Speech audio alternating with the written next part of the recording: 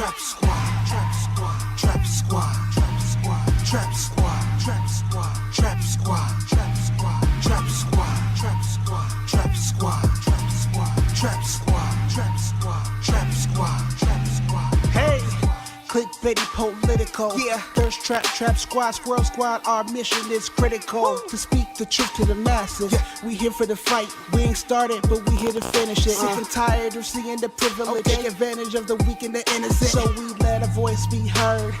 Every single weeknight. Unapologetic. Yeah. Black people, despite this white supremacist system that we live through on a daily, we still throwing up those acorns cause we represent clickbaity. Yeah. Trap squad, trap squad, trap squad, let me hear ya. Trap squad, trap squad, throw those squirrels up if you with it. Trap squad, trap squad, yeah I see you, yeah I see you. Trap squad, trap squad, trap squad, trap squad, trap squad, trap squad, let me hear ya. Trap squad, trap squad, throw those squirrels up if you with it. Trap squad, yeah I see you, yeah I see you. Trap squad, trap squad, trap squad, trap squad, trap squad, trap squad. Morning, Trap Squad members. You're live with Marcus Farrell and Mondale Robertson. We are going to go directly into watching the Commission on Reparations, the HR 40 live. Morning, Mondale. How you doing this morning, bro? I am not a morning person, but I'm here. I'm here for Trap Squad. I'm here for the Trap Squad. I'm telling our personal business to people, man. I didn't cuss Marcus out. I didn't cuss Marcus out. I use very colorful words to express that I'm not a morning person. He misunderstood me. Yeah, what's up, y'all? We're super elated about being here for y'all this morning about this.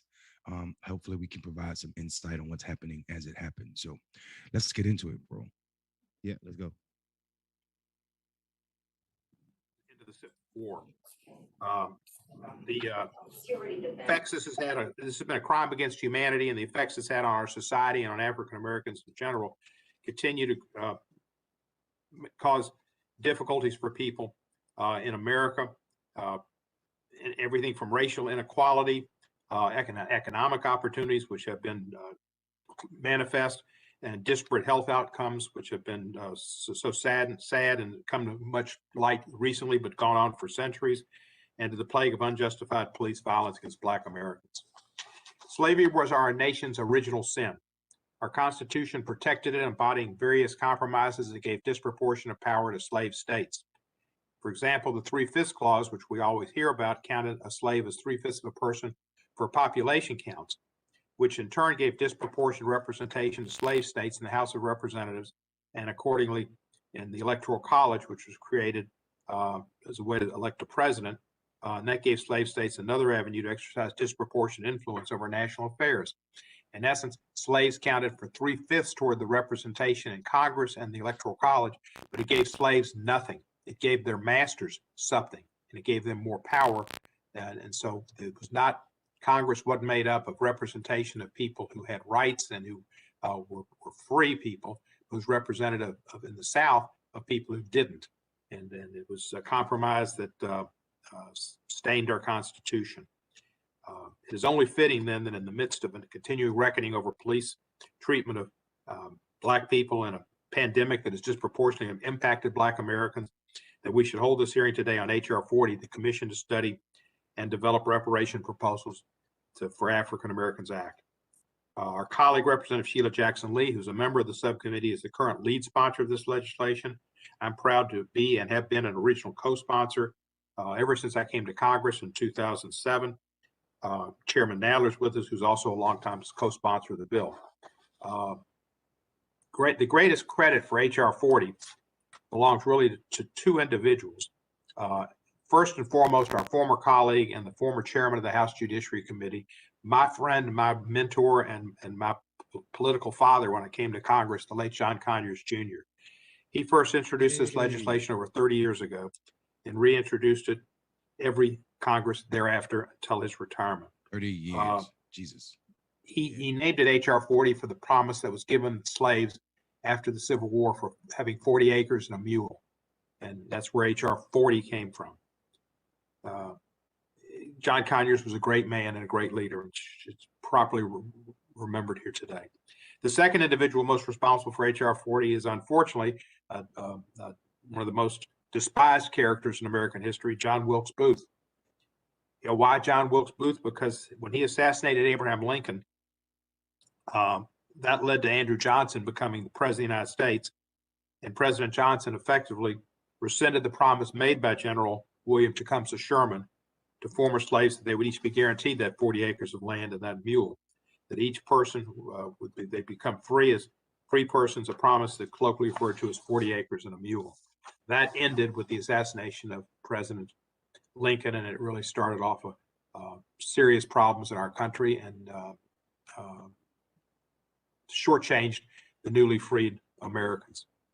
H.R. 40 would create a commission to study the history of slavery in America, the role of the federal and state governments in supporting slavery and racial discrimination, other forms of discrimination against the descendants of slaves, and the lingering effects of slavery on African Americans.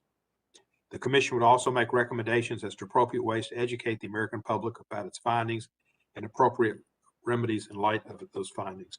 And I want to digress for a minute and mention a hearing we had. It might have been the first full hearing we had on H.R. 40 back in about 2007 or 2008. One of our witnesses was Charles Ogletree, one of the giants in the courtroom and with the NAACP Legal Defense Fund. He said at that time, H.R. 40 was a study of reparations. It may not be the 21st century equivalent of 40 acres and a mule, and the 21st century equivalent, he said, was an SUV and a condo. He said it might be gigantic programs to help people, particularly African Americans, but others who have been disproportionately affected in healthcare and economic opportunity, et cetera, et cetera, et cetera. An honest reckoning with the federal government's role in protecting the institution of slavery has been a leading priority of my congressional career. Back in 2007, I introduced HRS 194. That was my first year in Congress, an apology by the House of Representatives for its role in perpetuating both slavery and its noxious offspring, Jim Crow. The House ultimately passed that resolution that year with the help of the chairman, Mr. Conyers, who put it on the suspension calendar, and we passed it in 2008 by a voice vote. As I noted, my resolution is it was not just slavery itself that was wrong, but also the visceral racism against persons of African descent upon which American slavery depended, a racism that went on to become entrenched in the nation's social fabric, an evil that we must continue to confront today. My resolution emphasized the white slavery was our nation's original sin, while slavery was our nation's original sin. The underlying sin of anti-Black racism did not end with the Civil War and the 13th Amendment, and Congress's inaction and acquiescence in the face of such racism was a big reason why. The Senate passed a resolution similar to ours, but not quite the same in the following Congress. We unfortunately didn't pass them at the same time and have a joint resolution, but the Senate passed an apology as well. And that was a good act by the Senate. It's unfortunate we weren't able to put them together. I watched a couple of movies in the last couple of days. Chadwick Boseman's movies about Jackie Robinson and one about Thurgood Marshall. And in those movies, I was so affected by what you saw. And I know they're movies, but they reflected life. And the racism that Jackie Robinson faced getting into baseball, that was 1947 when he was with Montreal and then the Dodgers. Racism from the coaches, from the other players, and from the fans. It was just disgusting. Like that. And Thurgood Marshall faced the same thing in 2021 for him to realize Connecticut, life is for he and Black Mr. people. Friedman were representing a criminal defendant. Mr. Friedman faced it too. Some of the racists that took out actions against African Americans took it out against the Jewish man too. The attorney calling him a kike and beating him up. So there's been a whole lot of horror in our nation's past, and a lot of it's been racism that still we suffer from. Racism became further entrenched after slavery's end, as reflected in the societal attitudes and Jim Crow laws, the system of racial segregation laws intended to separate unequal societies for whites and African Americans. The HR 40 hearing right now on Clickbaity Third Draft. This is why it matters, man. We see. Let me tell y'all something. You see, go to CNN right now. Take me down today. Take me down today. Go to CNN right now. Go to MSNBC right now. None of them are showing the hearing. They're talking about trivial shit when they spotlight anything about Donald Trump as if it's the most important thing we need to be talking about. Right now, we have the congressional hearing on reparations, and it's not shown on any of the major news networks. We should definitely make sure that you note that. Go back to the congressman, brother. Lynchings and get body parts and to cheer. It was just disgusting. This was around the turn of the century and through the 1900s. There was violence, intimidation, and disenfranchisement, mostly in the South, but other places as well. It was not until 100 years after the end of slavery that Congress, under pressure from the civil rights movement, Thurgood Marshall's work, Dr. King's work, Baird Rustin, and others, finally carried out its duty to end Jim Crow by passing the Civil Rights Act of 1964 and the Voting Rights Act of 1965 and other core civil rights statutes, better fulfilling the Constitution's guarantee of equal citizenship for all. And while those great civil rights leaders were greatly responsible for the Civil Rights Act and the Voting Rights Act, and certainly our late colleague John Lewis was too, something that sometimes is forgotten in those facts is that the assassination of John Kennedy, a second assassination of an American president, although we had others in between, President McKinley, but President Kennedy's assassination led to an outpouring of support for these acts that Lyndon Johnson was able to help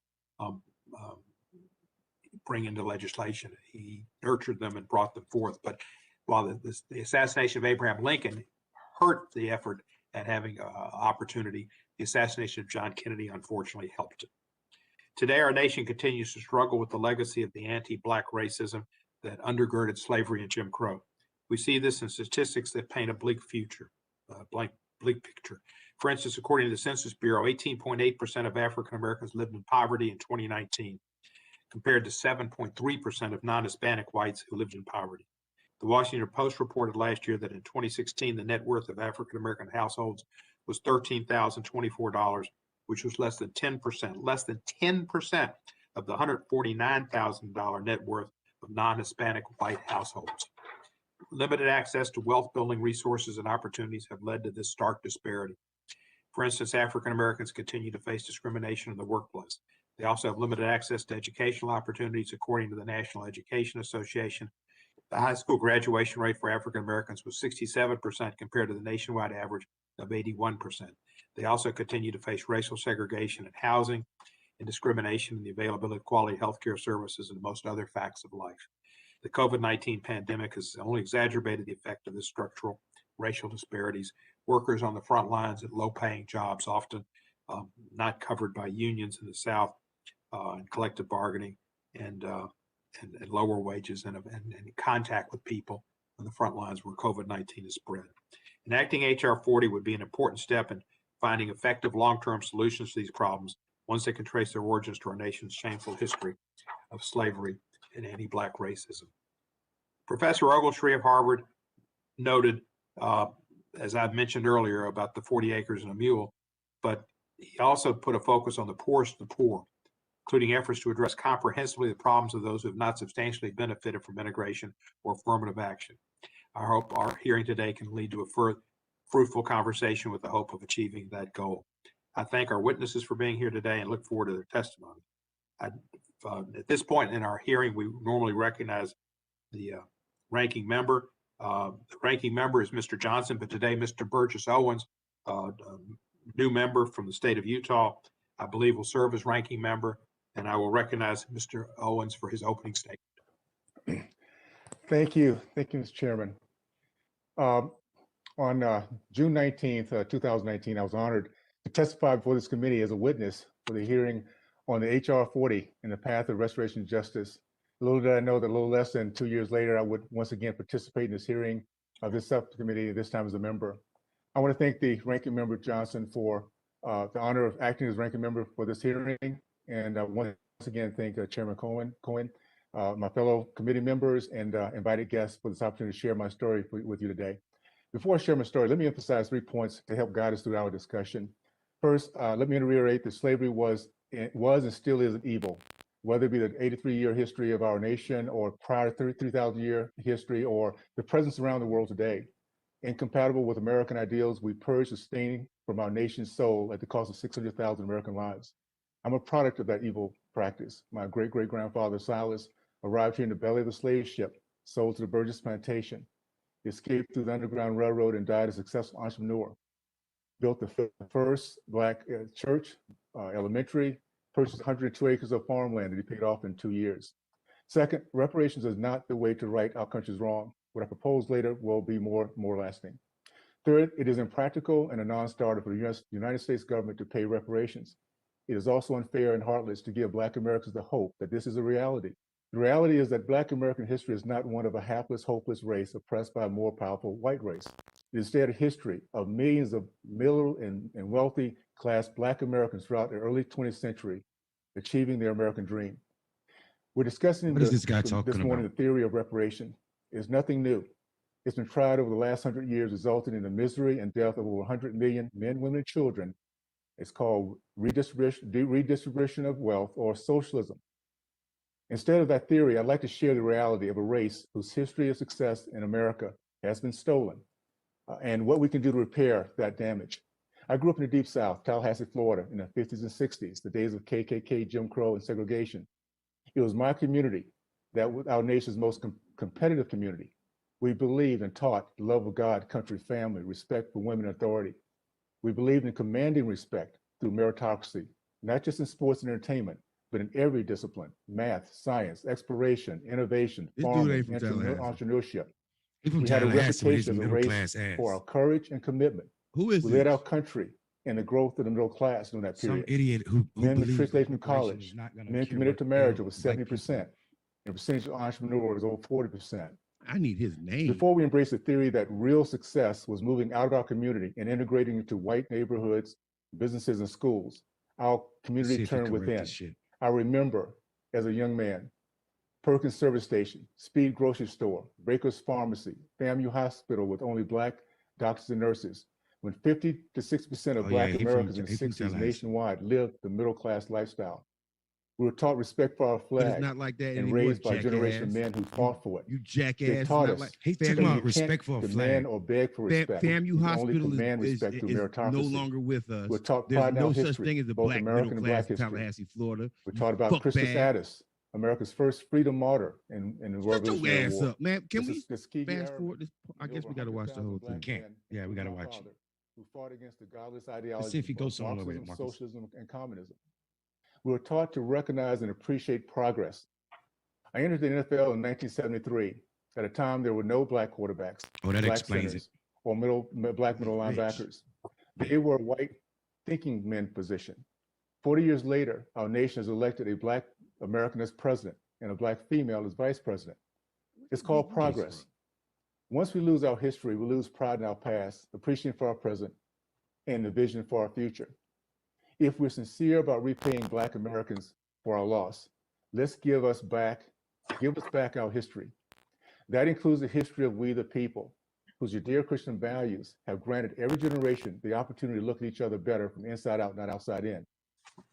In doing so, you'll ensure pride within our race Hey, Mondale. as we accept our lineage as victors, and the same history will command He's telling us the respect from our way fellow we are, Americans, the an way example of we how are to seen as overcome the most Americans was overwhelming proud of odds. ourselves. Is that And the white people most accept important us? thing is that we realize the Yeah, failure this is of this that's is what happening this is. today. This is why this is gatekeeper white people talk right here. This is This is why he's the first Negro speaking. yeah, this is gatekeeper white folks talk. Policies. We have 75% of the Black boys in the state of California in 2017.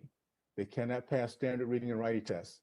We have 3 schools in Baltimore that have Black schools in Baltimore have zero proficiency in math. 10 years ago, we had 93% of the Black teen males in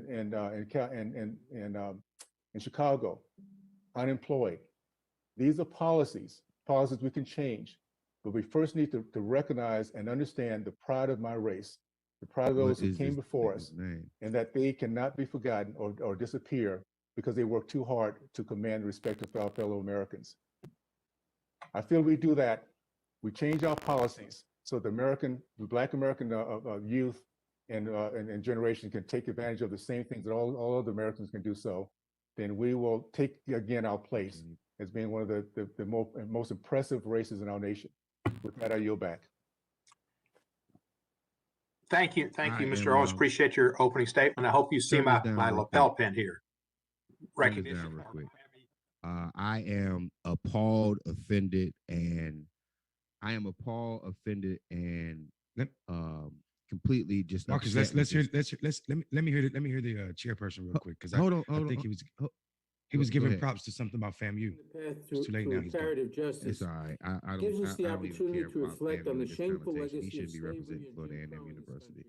country. That guy right there is a danger to society, and for him to just roll out and say he's against reparations for absolutely no reason whatsoever, besides he made it and he was a talented athlete, shows us the difference between who's representing us, who white Republicans and white establishment figures think represent us, and what's real. I'm upset for my hometown, Tallahassee, Florida, for even rearing that guy's head. We can just continue. I just want to get that out.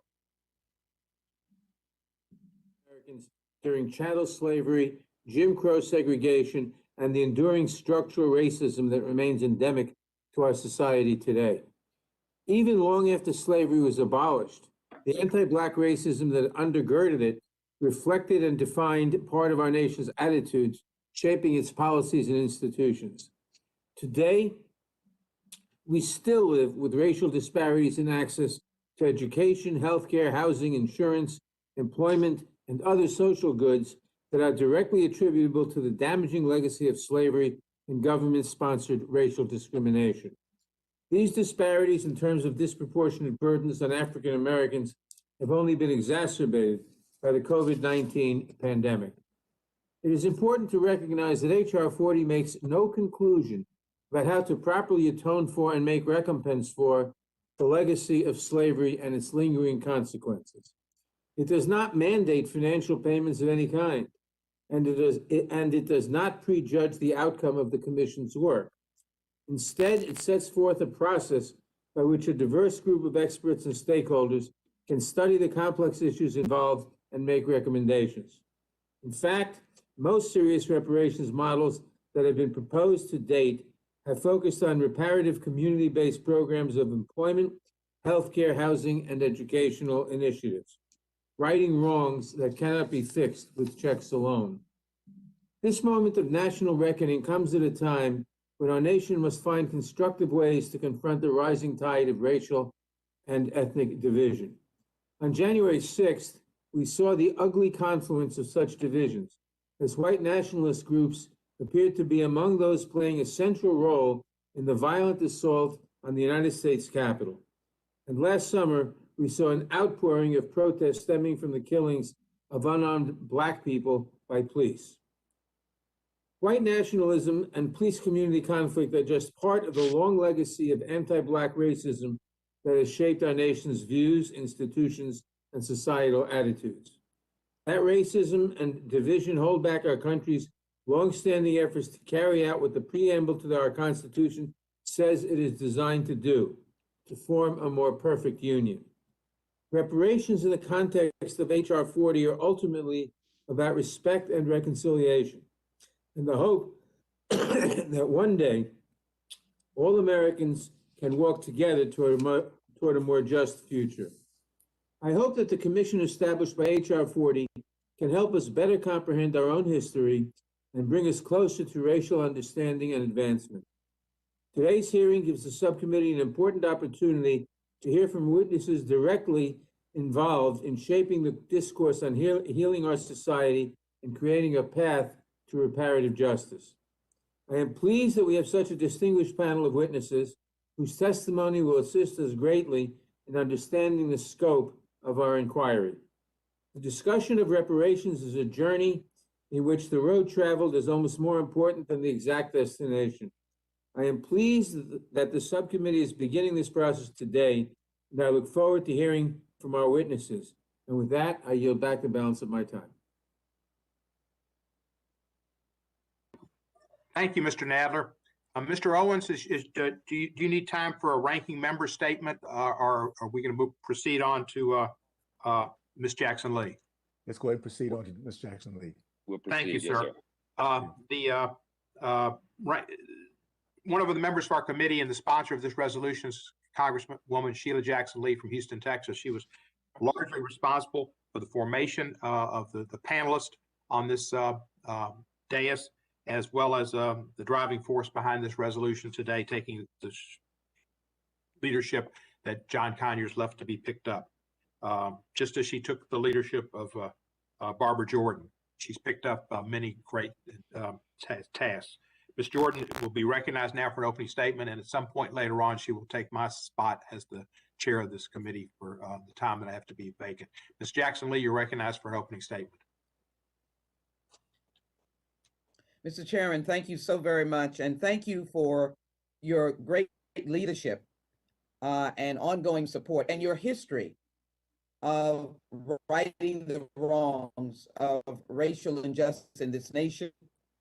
Thank you very much, Mr. Nadler, for your consistent support of this legislation, beginning with our beloved late colleague, John Conyers, and to my colleagues on the committee, on the Constitution Subcommittee. I am appreciative of your graciousness as well in joining us in this hearing. Thank you very much to our ranking member, both Mr. Johnson and the gentleman from Colorado, I believe. Thank him very much for his statement today. And this is what this hearing is about, to be able to speak to the nation and for the nation to continue its overwhelming support that it has given to H.R. 40. And that has been one of the comforting aspects of continuing to carry this legislation. I'm proud to speak in support of H.R. 40 and the legislation that I introduced that establishes a commission to study and develop reparation proposals for African Americans. It is an active commission. It is to study, but it is also to develop reparation proposals. Now, we come from a community, a race of people that have been known as overcomers. We shall overcome, and we have overcome. Mr. Owens has eloquently spoken of the overcomers. We're successful. We believe in determination, and we believe in overcoming the many bad balls that we have been thrown. We've caught them, and we've kept on going. That is not the point of H.R. 40, the commission to study and develop reparation proposals for African Americans.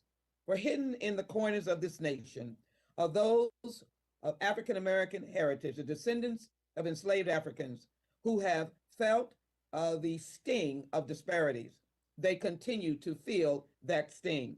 Now more than ever, the facts and circumstances facing our nation demonstrate the importance of H.R. 40 and the necessity of placing our nation on the path to reparative justice. That is what H.R. 40 is about. This commission will probe into the facts of the long-standing impact of disparities that slavery brought about in this country. We still experience them today. When this committee last met to discuss this legislation, we required 3 overflow rooms to contain the scholarship and the passion displayed in support of this bill. I'm very pleased to say that we have had over 170 co-sponsors, close to that now, and those members of Congress, I want to thank them personally because there are a wide perspective and spectrum of political views, from progressives to moderates to conservatives, coming from all regions of the United States, all racial backgrounds. That is America. That is what repair is all about, reparative justice. Since that time, we have seen a pandemic sweep the country, taking more than 500,000 souls in its wake and devastating the African American community. According to the latest estimates from the U.S. Centers for Disease Control, Black people get COVID-19 at a rate nearly 1.5 times higher than that of white people. They're hospitalized at a rate nearly 4 times higher than them and are 3 times as likely to die from the disease. We've seen it in our cities and our rural communities across America. Interestingly enough, a recent peer-reviewed study from Harvard Medical School suggests that reparations for African Americans could have cut COVID-19 transmission and infection rates both among Blacks and the population at large.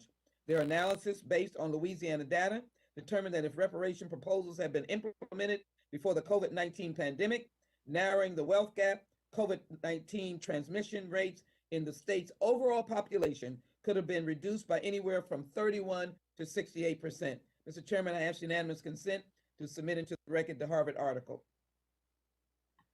Without objection, it shall be Since our last hearing, we have also seen hundreds of thousands.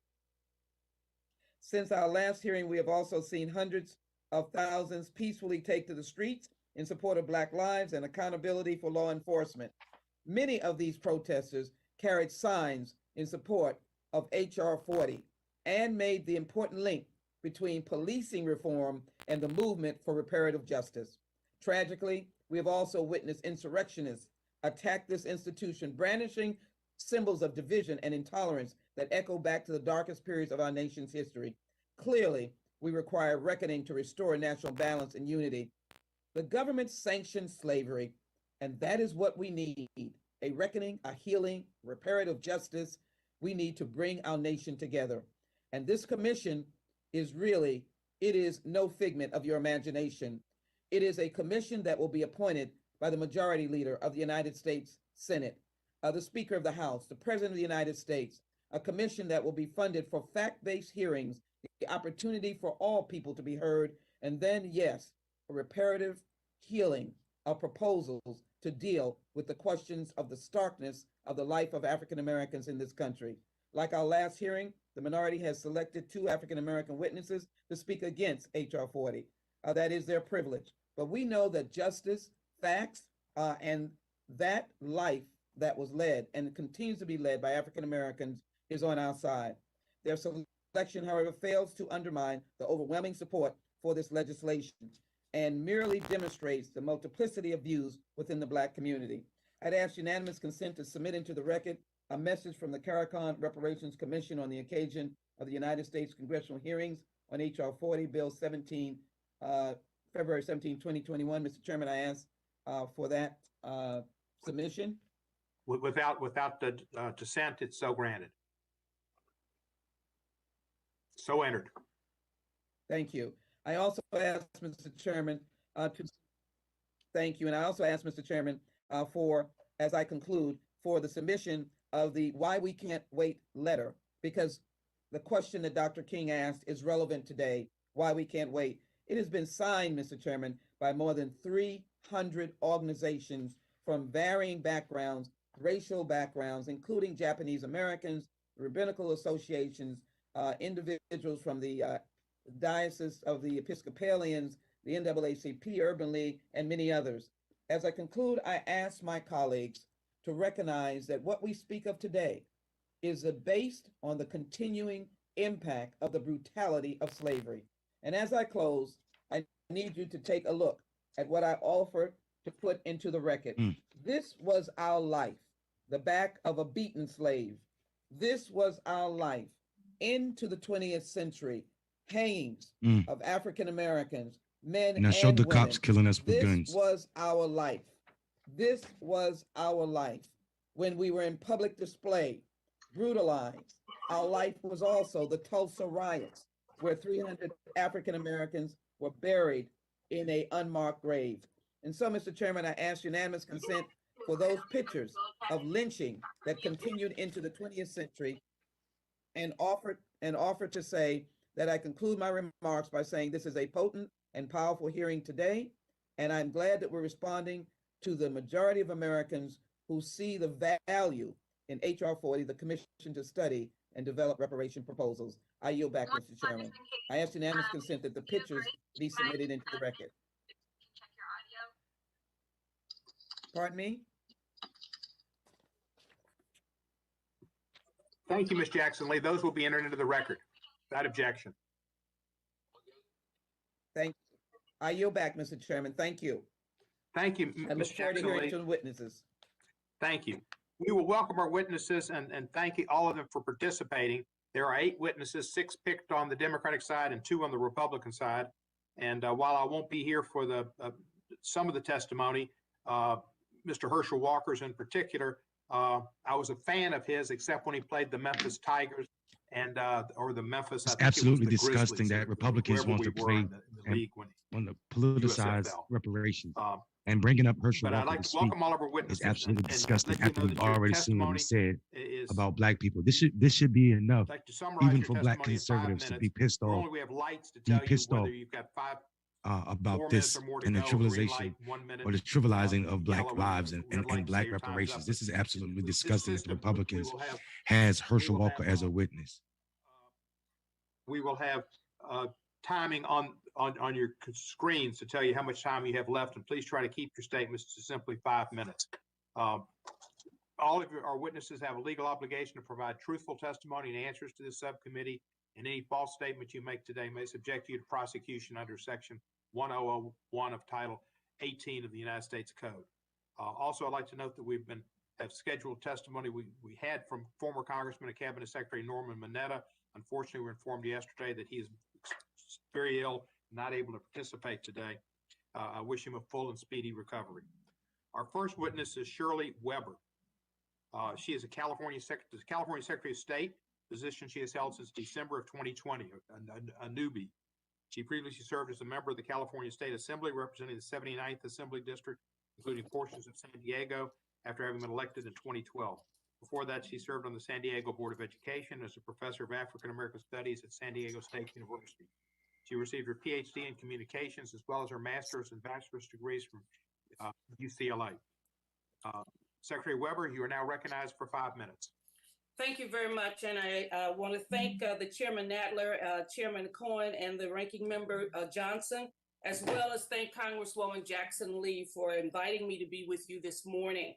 As pointed out, I am currently the Secretary of State for the state of California, the first African-American who's ever held that position in a 170-year history of the state of California. All right now, sister.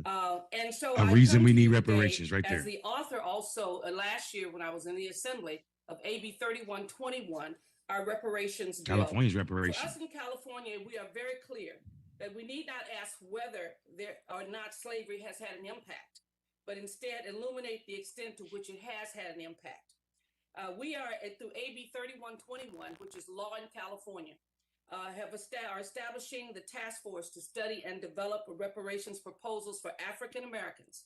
It will consist of experts who study slavery's impact, educate Californians, compile a report of their findings, and provide information and recommendations to our legislature as to what we need to do to repair the damage done as a result of slavery. The body that will exist, the task force, it will encompass experts in fields such as history, ethnography, law, and civil rights. But more importantly, the body will consist of those who understand how we as Californians still reap the consequences of slavery, both nationally and in our own state.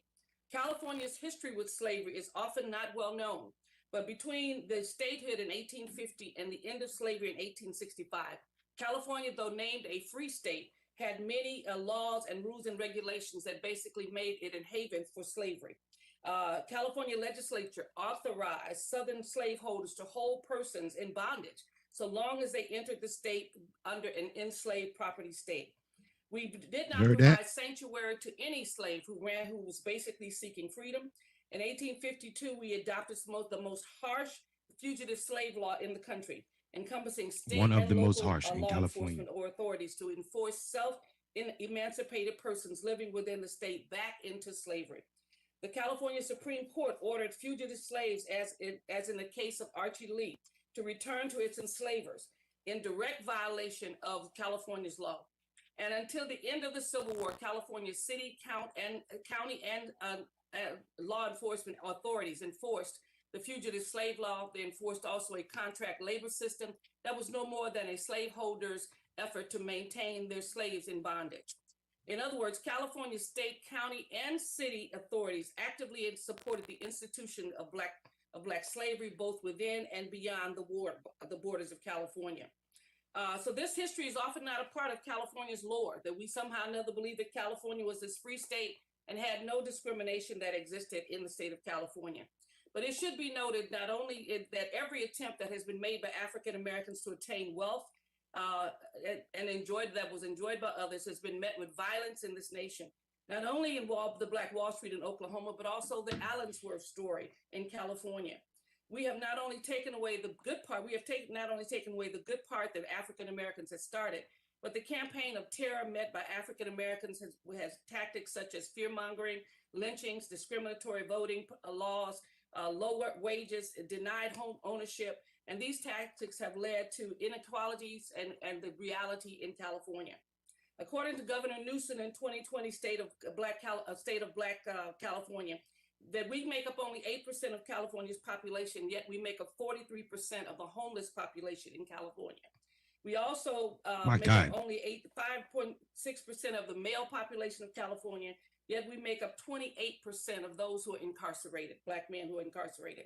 So the recent Black men are population 5% of California's also shows us population, by any male indication population, that with African 28% of their American prison children, population. despite the fact that they have been in California for many years, continue to perform at the lowest level that's possible. And of course, COVID has emphasized to all of us, the COVID-19, just the disparities that exist in California in terms of the deaths and the health system that has failed us all. In sum, the age of enslavement, both in California and across the nation, birthed a legacy of racial harm and inequality that continues to impact the conditions of Black life in California. People have suffered various injuries and losses through the malicious culpability, negligence, and conduct of others that have the right to, and we have the right to redress. Interestingly enough, we have had reparations in many areas throughout in California in this nation, and yet none have felt the need to provide it for African Americans. The task force is currently being established. We hope that the recommendations that will come forth will be recommendations that will begin to repair the damage done to us in California. By no means does this mean that there should not be federal reparations in any sense. The law clearly states that. But out of all due respect, Californians can no longer wait for the national government to do its job. We believe that we must do what is necessary for Californians and be an example of what can happen in this nation when there is serious discussions and research done on African Americans and the impact of slavery. We hope that the nation will join California in forming a task force to be able to address the issue of reparations and the damage that has been done and continues to be done as a result of the engagement in slavery. Thank you so very much. Mondale, did you hear all those disproportionate numbers, man? I mean, this is a reality. And, you know, but the thing about it is California is not the only state that looks like that. This is the reality of Black men all over this country and Black people all over this country. The tragedy is California's had the balls enough to, or the titties enough to pass legislation to say we're going to do something about it while the rest of the country sit idle. Right. She just laid out something. If you really want to be gangster about it, I bet the blacker the states, the harsher those statistics are. Meaning, if you go in the South, life where more Black people are, I bet life is even harder than those statistics. I bet Black men make up more of the prison population in Alabama, Georgia, and North Carolina, South Carolina, Virginia. So, you know, I absolutely heard him and was distraught to hear that this morning before my coffee, but I also know it's a live reality for us. Right. For anybody, I'm sorry, Marcus, for going on so long. For anybody to say that people can be 5% of the population, but 28% of the prison population and not understand that. And I bet you she's not even considering. Let's listen to this sister talk real quick. Yeah, let's go. The Critical Race Studies program.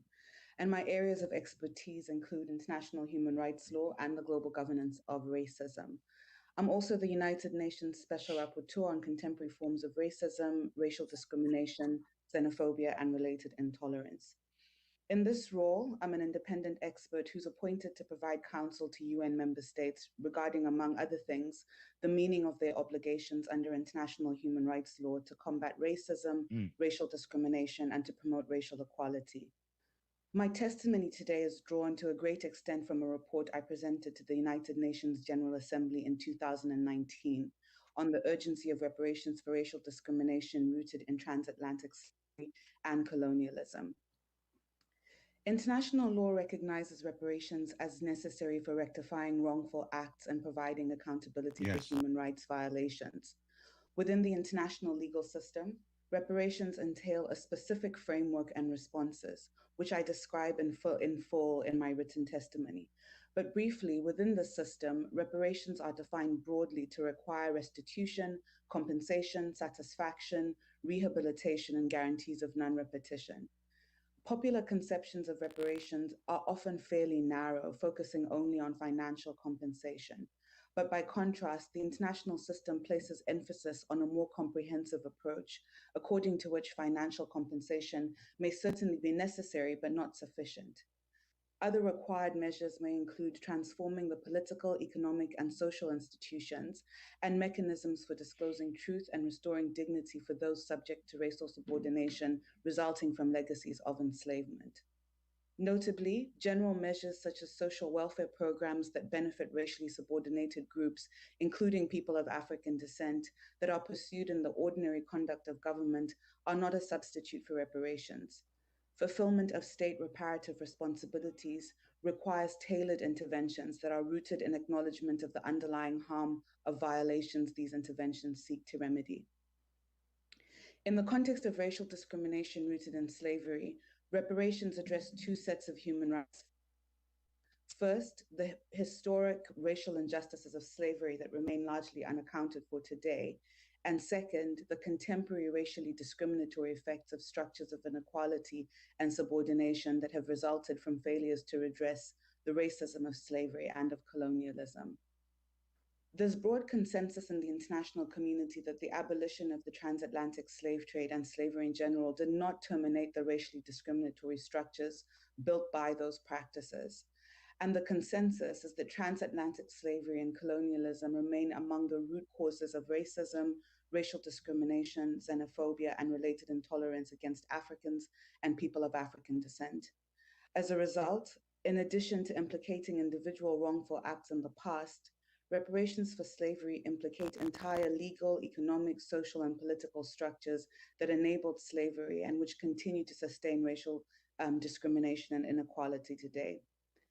This means that the urgent project of providing reparations for slavery requires governments not only to fulfill remedial obligations resulting from specific historic wrongful acts, but also to transform contemporary structures of racial injustice and of inequality and discrimination that are the product of centuries of slavery. National commissions, such as those proposed by HR 40, are well positioned to tailor recommendations to the specific legal contexts which sustain racial inequality. In the United States, the history of transatlantic slavery has left an indelible mark. The continued presence of racism, racial discrimination, ideologies of racial superiority in US legal, political, social, and economic structures underscores the interconnection between the historical wrongs of slavery and contemporary injustices. I've joined other UN experts in noting that reparations are not just useful mechanisms for fulfilling moral or political obligations. Rather, reparations for slavery are an integral part of fulfilling the international legal mandate to eliminate racial discrimination. The United States is not exempt from these responsibilities, and HR 40 would represent important progress in fulfilling its obligations under international law. Reparations for racial discrimination rooted in the transatlantic slave trade have proven controversial in the countries that bear the greatest responsibility for the associated violation. In cases where states have pursued reparations for slavery and colonialism, they have done so in racially discriminatory ways. Notable historical examples exist where whites who have profited and benefited for the most from chattel slavery and colonialism received monetary compensation, while non-whites in their nations were partially or wholly left without redress. The Reparations Commission proposed by HR 40 presents an opportunity for the United States to show international leadership on what can be achieved when sufficient political will exists to remedy historic and persisting racial injustice associated with the enslavement of people of African descent. Among the most significant barriers to the pursuit of reparations for people of African descent in the United States and elsewhere is the absence of comprehensive accounting of the harms of slavery, and the Reparations Commission would provide the foundation for this accounting. Thank you very much. Thank you very much, Professor. I appreciate your lifelong studies and your work and your passion and your participation. That was Our next Tunde Achume. witness She is just laid out a Kathy perfectly beautiful case on like the international aspect of America's responsibility for having a reparations commission, and this is bare minimum. Yeah, and also the role that slavery. This is just bare minimum for what is necessary when it comes down to a world viewpoint, right? Like we're not even keeping up with the world when it comes down to reparations, right, at this point. So I just wanted to point that out, Mondo. Facts. Let's listen to the next speaker. Yeah. Good morning, Chairperson, Ranking Member of the committee, and members of the committee. The Nikkei for Civil Rights and Redress, NCRR, and Nikkei Progressive supports HR 40 and the Black community's demand for reparations because, one, it is the right thing to do, 2, it is long overdue. And 3, because we know it is possible. We won reparations in 1988, but Japanese Americans were not the first to make that demand. The Black community has long demanded reparations. In 1963, Queen Mother Audley Moore, the mother of modern-day reparations movement, launched a campaign claiming back pay for descendants of enslaved peoples, as well as job quotas and training.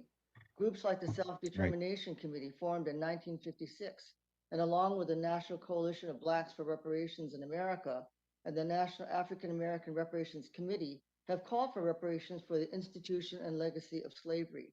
And H.R. 40, as you know, has a long history thanks to the late Congressman John Conyers. Even before the Civil War and since emancipation, individual Black Americans fought for and won limited reparations. Our community's demand for reparations did not arise by itself, but was inspired by the Black community's fight for civil and equal rights in housing, education, and more. Their sacrifices and leadership opened the doors for us and gave us the strength to demand redress and reparations from the U.S. government.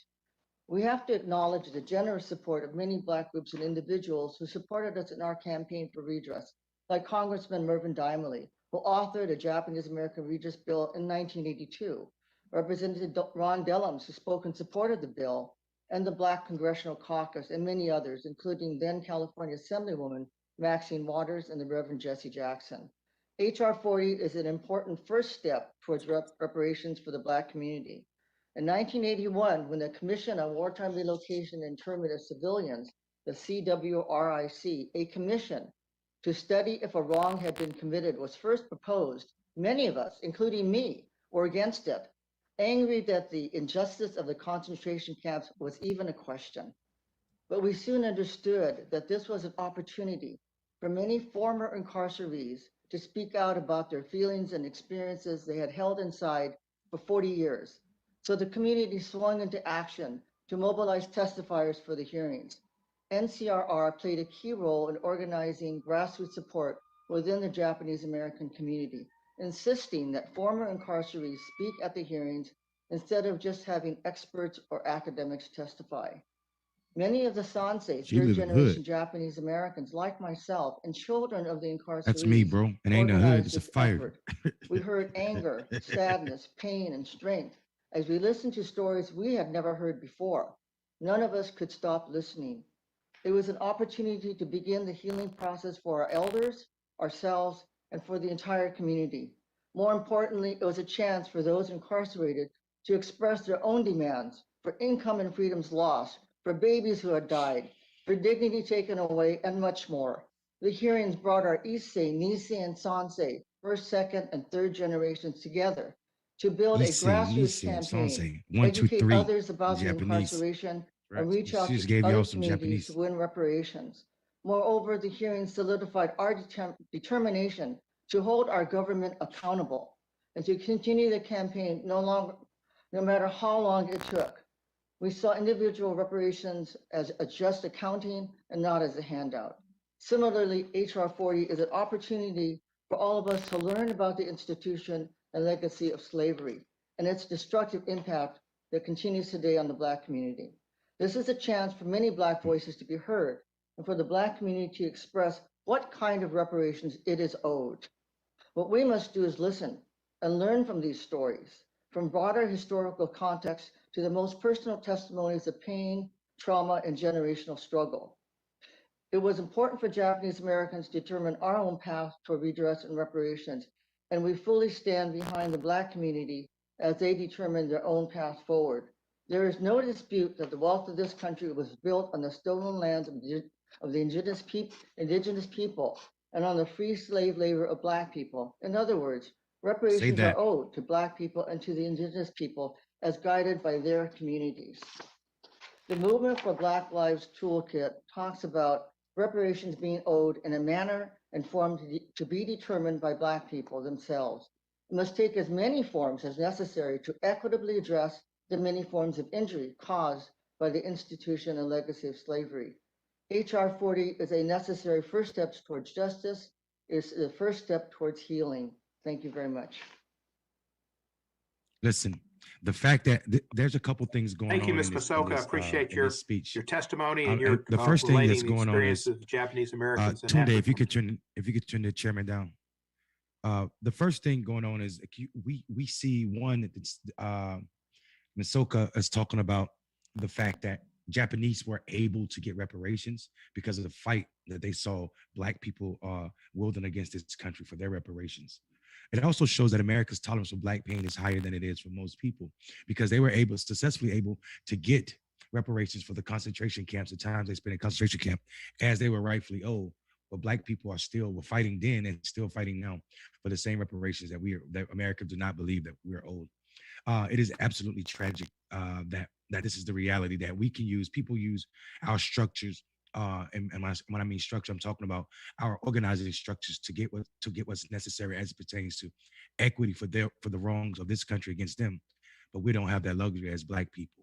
And this is what it means to be Black in America, where people other than you are allowed grievance against this country, but yours is never heard. You can go back to the speaker unless Marcus got something to say, brother. No, I agree. The tolerance for our pain is horrible. That's it. I'm just gonna repeat that because at this point, they're laying out evidence that should be forever important. Let's continue. And I'm delighted to listen to Mr. Walker. Thank you. Thank you. Mr. Walker, you're recognized. Okay. Chairman and ranking members, I thank you for this opportunity to speak on reparation, which has been spoken about many times in my lifetime. But over the past year, it's become a hot topic. Could you turn this up in my I asked the earphone? question why. There's been many surveys show that a large percentage of Black and white teens would say racism is better today than yesterday. We use Black power to create white guilt. My approach is biblical. How can I ask my Heavenly Father to forgive me if I can't forgive my brother? I never want to put anyone's religion down, but my religion teaches togetherness. Reparation teaches separation. Slavery ended over 130 years ago. What? How can a father be asked his son to spend prison time for a crime he committed? In the case we speak of, we're researching farther back in history, a history many are not taught or spoken about in school. America is the greatest country in the world to me. A melting pot of a lot of great races, a lot of great minds that have come together with different ideas to make America the greatest country on earth. Many have died trying to get into America. No one is dying trying to get out. Reparation. You're a damn lie. Where will the money come from? Does it come for all the other races? Military-industrial except the complex. Black taxpayers? The government. Who is Black? What percentage of Black must you be to Who is receive Black? reparation? Do you go to What the fuck is this guy 23andMe talking about? or DNA test to determine the percentage of Blackness? Some American ancestors just came to this country 80 years ago. Their ancestor wasn't even here during slavery. Some Black immigrants weren't here during slavery, nor their ancestors. Some states didn't even Hence have the reason slavery. for the commission, you jackass. We as Black Americans. Not only that, like he's have always act like he's known what the asking profound Constitution questions. stated, all That doesn't men, make Black, these people white, less and Black. They're just today not. They're not Latino, Asian, violated Italian, by American etc. slavery. should be We've already this guaranteed conversation he's the trying to have has been hashed out a alienable long rights time of ago. life, freedom, Dumbass. and the pursuit of happiness. This guy shouldn't even Years be- later, after This is the slavery bullshit. ended, Dr. King, I Have a Dream speech, said, the signing of the Emancipation go. Proclamation was a great beacon of light, but hundreds of years later, we're still not free because of segregation and discrimination. Today, I call that Segregation and reparation. discrimination. Today I call that reparation. Reparation ain't segregation. I asked Segregation my is a fucking mom, policy who that is in says her Black people mid-80s, and white her people thought on can't live reparation. together. Her words, I do not believe in reparation. Who is the money going to go to? Has anyone thought about paying the Jesus. families who lost someone in the Civil War, who fought for their freedom? Your dad and I taught What? you, speaking of me, to provide for you and your family through a good education and hard work. If you give a man a fish, you feed him a day. You teach him to fish, Shut you your feed ass him a up. lifetime. Just Reparation fucking is only cornball. feeding you Is this for real? a Are we day. listening to this It's motherfucker make removing this the dumbass sign of for argument? whites only, replacing the Education sign has for not no education lifted here. Black people. Black Teaching Americans black people how to asking fish for a has hand not up, not a erased handout. Now, racism. let's Big finish question, hearing the coon out. who is the guilty party?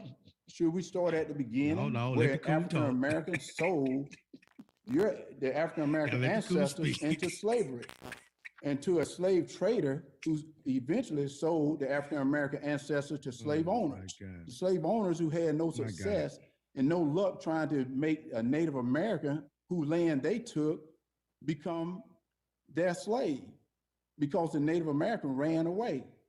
Well, they thought it was fine then to use African American who didn't know the country, didn't know the language, didn't know the religion, and they didn't run away. So I asked, why reparation? Well, slavery is This is hard. because to the year 2021, still talking about reparation, not equal education, not to compare a game to a horrible period in my life, but as I fought shoulder and shoulder with my fellow football brothers of other races, I saw struggles they were encountering the same as I. And I heard them speak to their parents of problems my family were dealing with as well. If a Black player would have been given something different than any other player, it would have created problems within the team, separation and division. Ezekiel 18:20, the righteousness of the right Regina shall be upon him. Regina said The our son shall not ancestors are suffer for snatching the his crime Wi-Fi. of the father, nor the father suffer the crime of the son, unless either father or son know beforehand the father or son was a criminal. To help any race, provide them with a good quality education and help incentivize through opportunities with responsibilities, which helps generations in the future.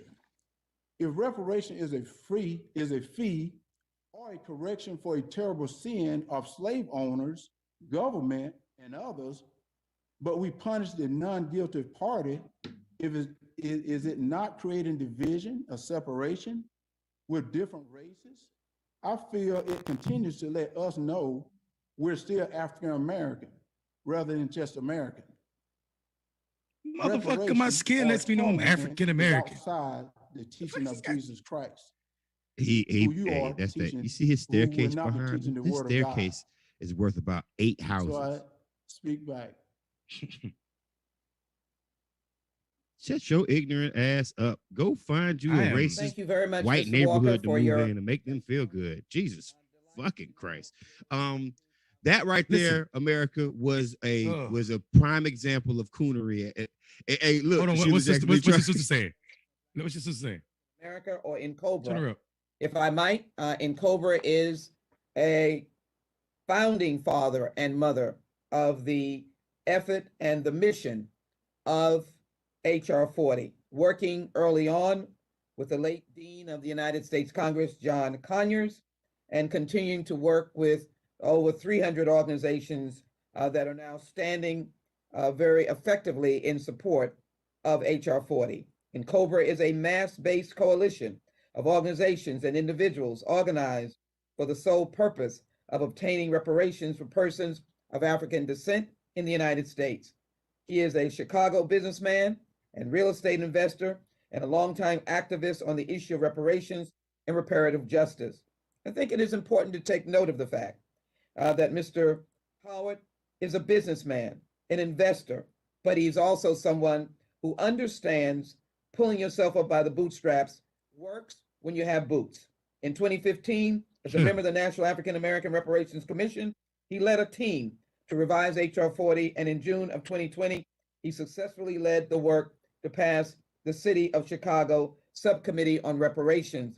He has lived it, he has been successful, and he understands that the nation now needs HR 40. Mr. Howard, you're recognized for 5 minutes. Thank you very much.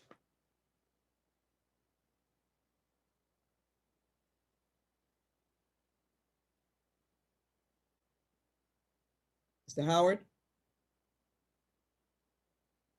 Call us. Nigga sleep. Call us. Call us. Come on, bring us in the meet. Come on, let us talk. Come on, listen, Representative. But Marcus, while we're waiting on Mr. Listen, while we're waiting on Mr. Howard, let's just say that it seems like Republicans in order to be a Black Republican, you have to be against reparations, right? We saw that from the representative who spoke first, Owens, who, you know, is from a representative of Colorado who's probably got, people don't understand that Colorado legalized marijuana, but when they did, the incarceration rates for Black teens went through the roof, right? For marijuana charges as soon as they legalized it. So people don't know that they just started targeting a different type of Black people, younger Black people. And he's probably a representative in one of those districts. And he's out here saying that you don't need, like, reparation is not necessary. Then you put up Herschel Walker, who has to be, I'm starting to think, both of these guys are athletes. What I'm football players too. I'm starting to think that CTE is CTE makes you anti-reparations and anti-Black. These motherfuckers. OJ said he's not. I'm not Black. I'm OJ. These motherfuckers, and it's like, okay. Here's Mr. Howard right here. Pointed out, Black people are a race of overcomers. And it talks about the fact that despite all the problems that have been brought up in this committee about racism, about slavery, about Jim Crow, Black people have overcome to the point now where only 20% of Black people are below the federally defined level of poverty. Still too high, but in 1940, that number was 87%. And 20 years later, that number had been reduced to 47%, a 40-point drop in 20 years. That is the greatest 20-year period of economic expansion for the history of Black Americans. And notably, they came before the Brown versus Board of Education decision. They came before the Civil Rights Bills of 1964, 1965. Despite all of this racism, all of this prejudice, Black people still overcame. I also find it ironic we're having this hearing 13 years after we elected and then re-elected the first Black president of the United States. I'm old school. I still get the newspapers thrown to my house. And the day that Obama got elected, I got the New York Times and the LA Times thrown to my home. And on the front pages of both those newspapers, there were colored pictures of Black parents hugging their kids, crying, saying things like, now I can say for the first time truly that if you work hard, you can be anything you want to be. In 1997, Time Magazine and CNN did a broad survey of Black teens and white teens and asked both of them whether or not racism was a major problem in America. And both of them said yes, not too surprisingly. But then Black teens were asked the following question. Is racism a big problem, a small problem, or no problem in your own daily life?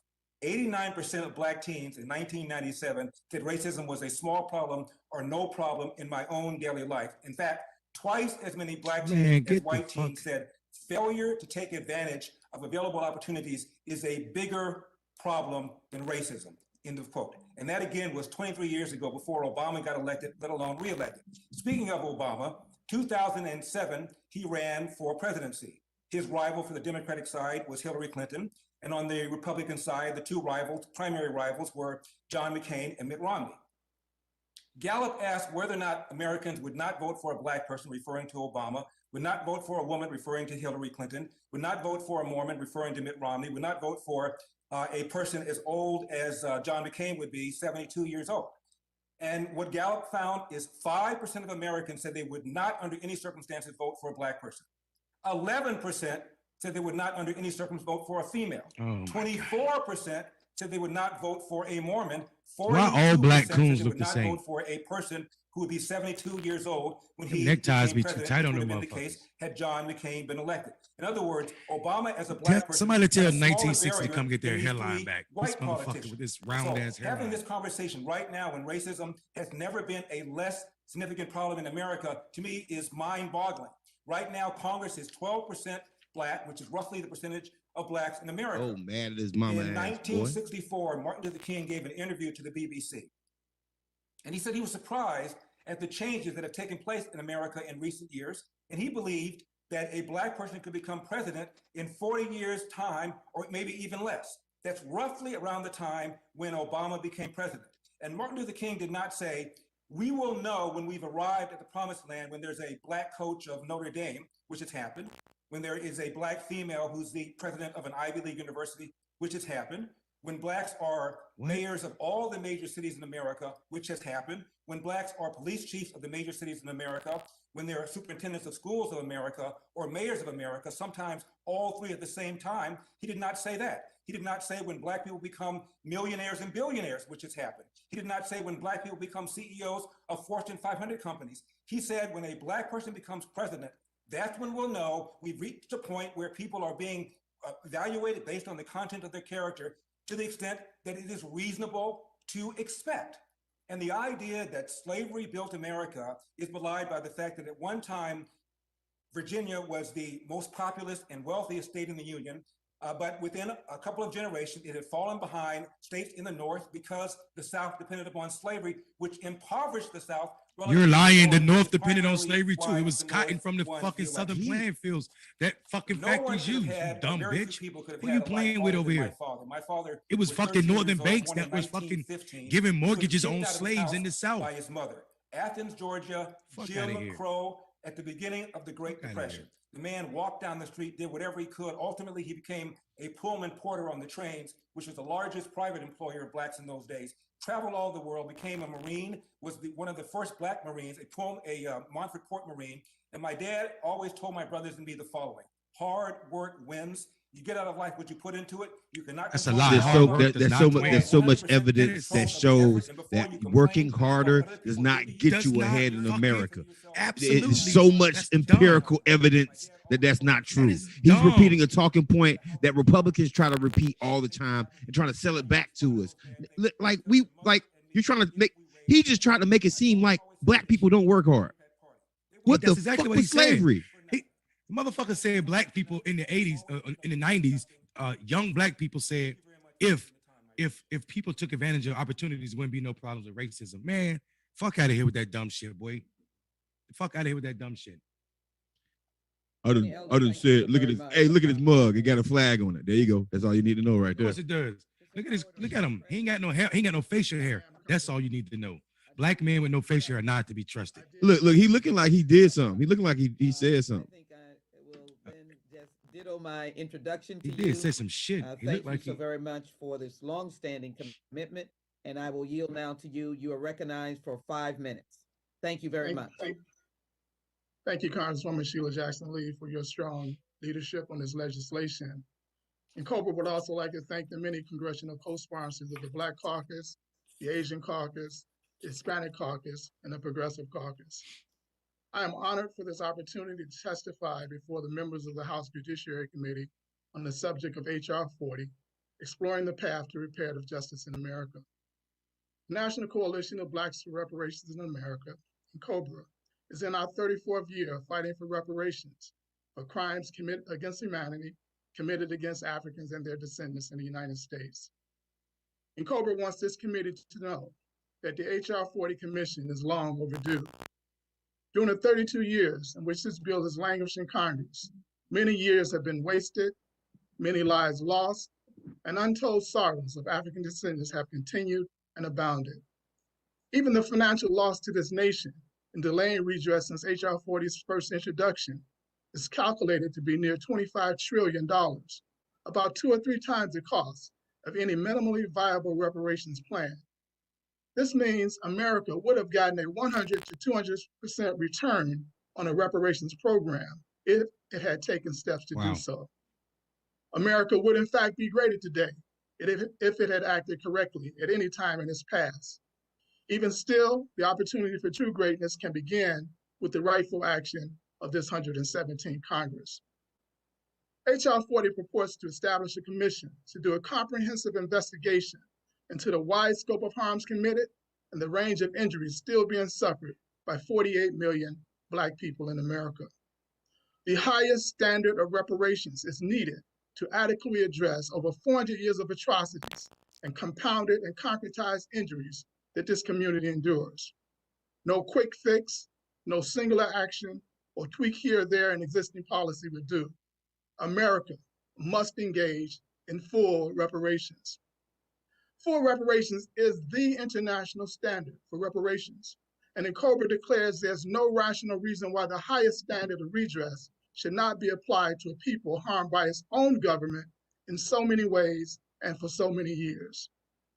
Full reparations has 5 encompassing areas of repair. 1, cessation assurances and guarantees of non-repetition. America must cease all continuing wrongful and injurious acts and put in place structures to ensure that they do not resurface in another name as slavery did during the Jim Crow apartheid period. The second area of repair is restitution. The goal here is restoration, Where would we be as a people if not for 246 years of stolen labor and accompanying horrors? If not for the multiple periods of multi-billion-dollar plunder post-enslavement? We must be made whole. 3, compensation. Compensation is obligatory if the damage is not made good by restitution, and it must be, quote, appropriate and proportional, unquote, to the gravity of the violations. 4, satisfaction. Here, proposals must be offered that focus on the return of our dignity. In addition, full admission of fault, full acceptance of responsibility, and the willingness to do whatever it takes to repair the wrongs is a foundation of which satisfaction rests. 5, the final component of full reparations is rehabilitation. Initiatives must be developed that address the negative, transgenerational, spiritual, emotional, mental, and physical effects of the historical traumas of enslavement, Jim Crow apartheid, and the ongoing racial violence and police terror. I will conclude with a brief comparison. During the Civil War, 200,000 men, 40,000 women, and 20,000 children of African descent aided the Union Army in saving this country from white nationalist hatred and destruction. Afterwards, a very grateful president and Congress quickly acted to reward their service with previously denied acts of justice, issuing Special Field Order Number 15, granting 40 acres and a mule, and passing strong civil rights legislation and 3 constitutional amendments. Fast forward to November of last year. As the acts of January 6 proved, Blacks without overwhelming vote for the Democratic Party again helped save America from white nationalist hatred and destruction. It is now time for this 117th Congress to be as justice rendering as the Reconstruction Congresses. Passing H.R. 40 on the way to full reparations is how. A Luda Continua, Pomoja, and Billy Shaka, Asante Sana, the struggle continues. Together we will be victorious. Many thanks to this committee. Ashe. Mr. Howard, thank you for that very powerful testimony. I'm delighted now to yield. Marcus, that's what it means to, like, have you noticed how these motherfuckers show up that are these black folk that are anti-black show up? They show up looking as much like white folk as they can. And it's like indicative of some type of self-hate or some level of self-hate. And it always ties back to my mama or my daddy said. Listen, we gotta be honest. There's a lot of black parents that ain't fucking right sometimes. Just because of your parent don't mean they right.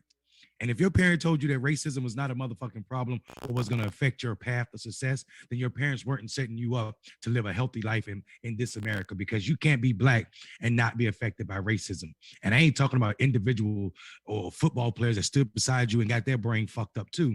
I'm talking about institutions that cripple black people. So I'm tired of hearing this stupid ass argument about my daddy was successful because he worked hard. Or my mama just didn't, do what her cousins did. That's another sister talking. Let's listen. About this important piece of legislation.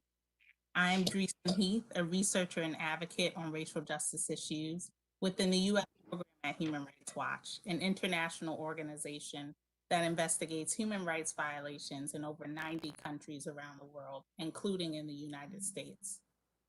The concept of reparations is well established in international human rights law. At its core is the idea that economic and social conditions cannot improve without addressing and repairing harm.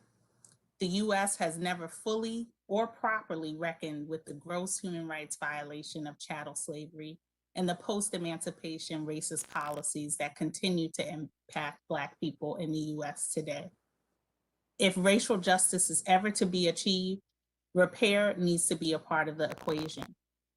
Chattel slavery was national policy, reducing humans to the status of property, subjecting them to horrific violence and unspeakable cruelty, while simultaneously exploiting them through forced labor that laid the foundation for the U.S. global economy as we know it today. The harms of enslavement range from mass death to routine torture and sexual violence, to deprivation of education, food, medical care, and sanitation. The trauma of such harms have been passed down generationally. Post-emancipation promises of restitution in the form of 40 acres and a mule were broken. coercive discriminatory federal policies created by the New Deal and run through the Department of Agriculture helped to transfer much of the land Black farmers were still somehow able to obtain after slavery to white people, leading to Black farmers being dispossessed from roughly 90% of their land. In the 19th and 20th centuries, Black codes and Jim Crow laws denied Black people the right to vote, serve on juries, allowed them to be exploited for cheap labor, and excluded them from nearly every aspect of daily life, reinforcing white cultural, political, and economic power, and perpetuating and deepening racial inequalities. The KKK, white paramilitary groups, and other white people, some deputized by law enforcement, terrorized Black people. In 1921, for example, a white mob burned down the prosperous Greenwood district in Tulsa, Oklahoma, then known as Black Wall Street, killing hundreds of people. The government didn't provide reparations or help rebuild. They placed their rebuilding, setting generations of Black Tulsans back in countless ways, including economically and socially today. And the Tulsa Race Massacre was just one of the many incidents of racial violence carried out by similar white mobs throughout the country between 1877 and 1950. The Equal Justice Initiative documented 4,300 terror lynchings during this period. In the 21st century alone, the federal government redlined many Black neighborhoods as high risk for lenders, making it virtually impossible for Black people to get home loans. Urban renewal programs tore down blighted areas, primarily low income and communities of color, displacing hundreds of thousands of families in the process. And federally financed highway systems destroyed Black neighborhoods. All of these policies contributed to institutional racism and the creation of present-day economic, education, employment, housing, food, sanitation, and health inequities. We've seen firsthand the disproportionate impact of COVID-19 on communities of color, leading to more suffering and death. Black people continue to be police arrested and jailed at rates vastly disproportionate to their numbers. For example, making up 40% of those incarcerated, but only 13% of the overall population. In this way, our policing and criminal legal systems maintain unequal power structures created and dominated by white people, preserving white supremacy. The failure to provide full acknowledgement and repair has clearly worsened injuries in the Black community. How can a nation truly heal if it takes no action towards acknowledging the full scope of pain and dressing the punctured wounds of racism? The US government has created commissions in the past, like the one proposed by HR 40, to document and remedy violations. Rather than asking why at this stage, Congress should be asking how. How can we provide comprehensive repair for our grave and systemic failures connected to slavery? And what steps must we take to get there? I urge Congress to account for and repair systemic racism rather than to ignore it and embody it. We are at a defining moment in US history, and reparative justice for the legacy of slavery demands facing the fierce urgency of now. Thank you.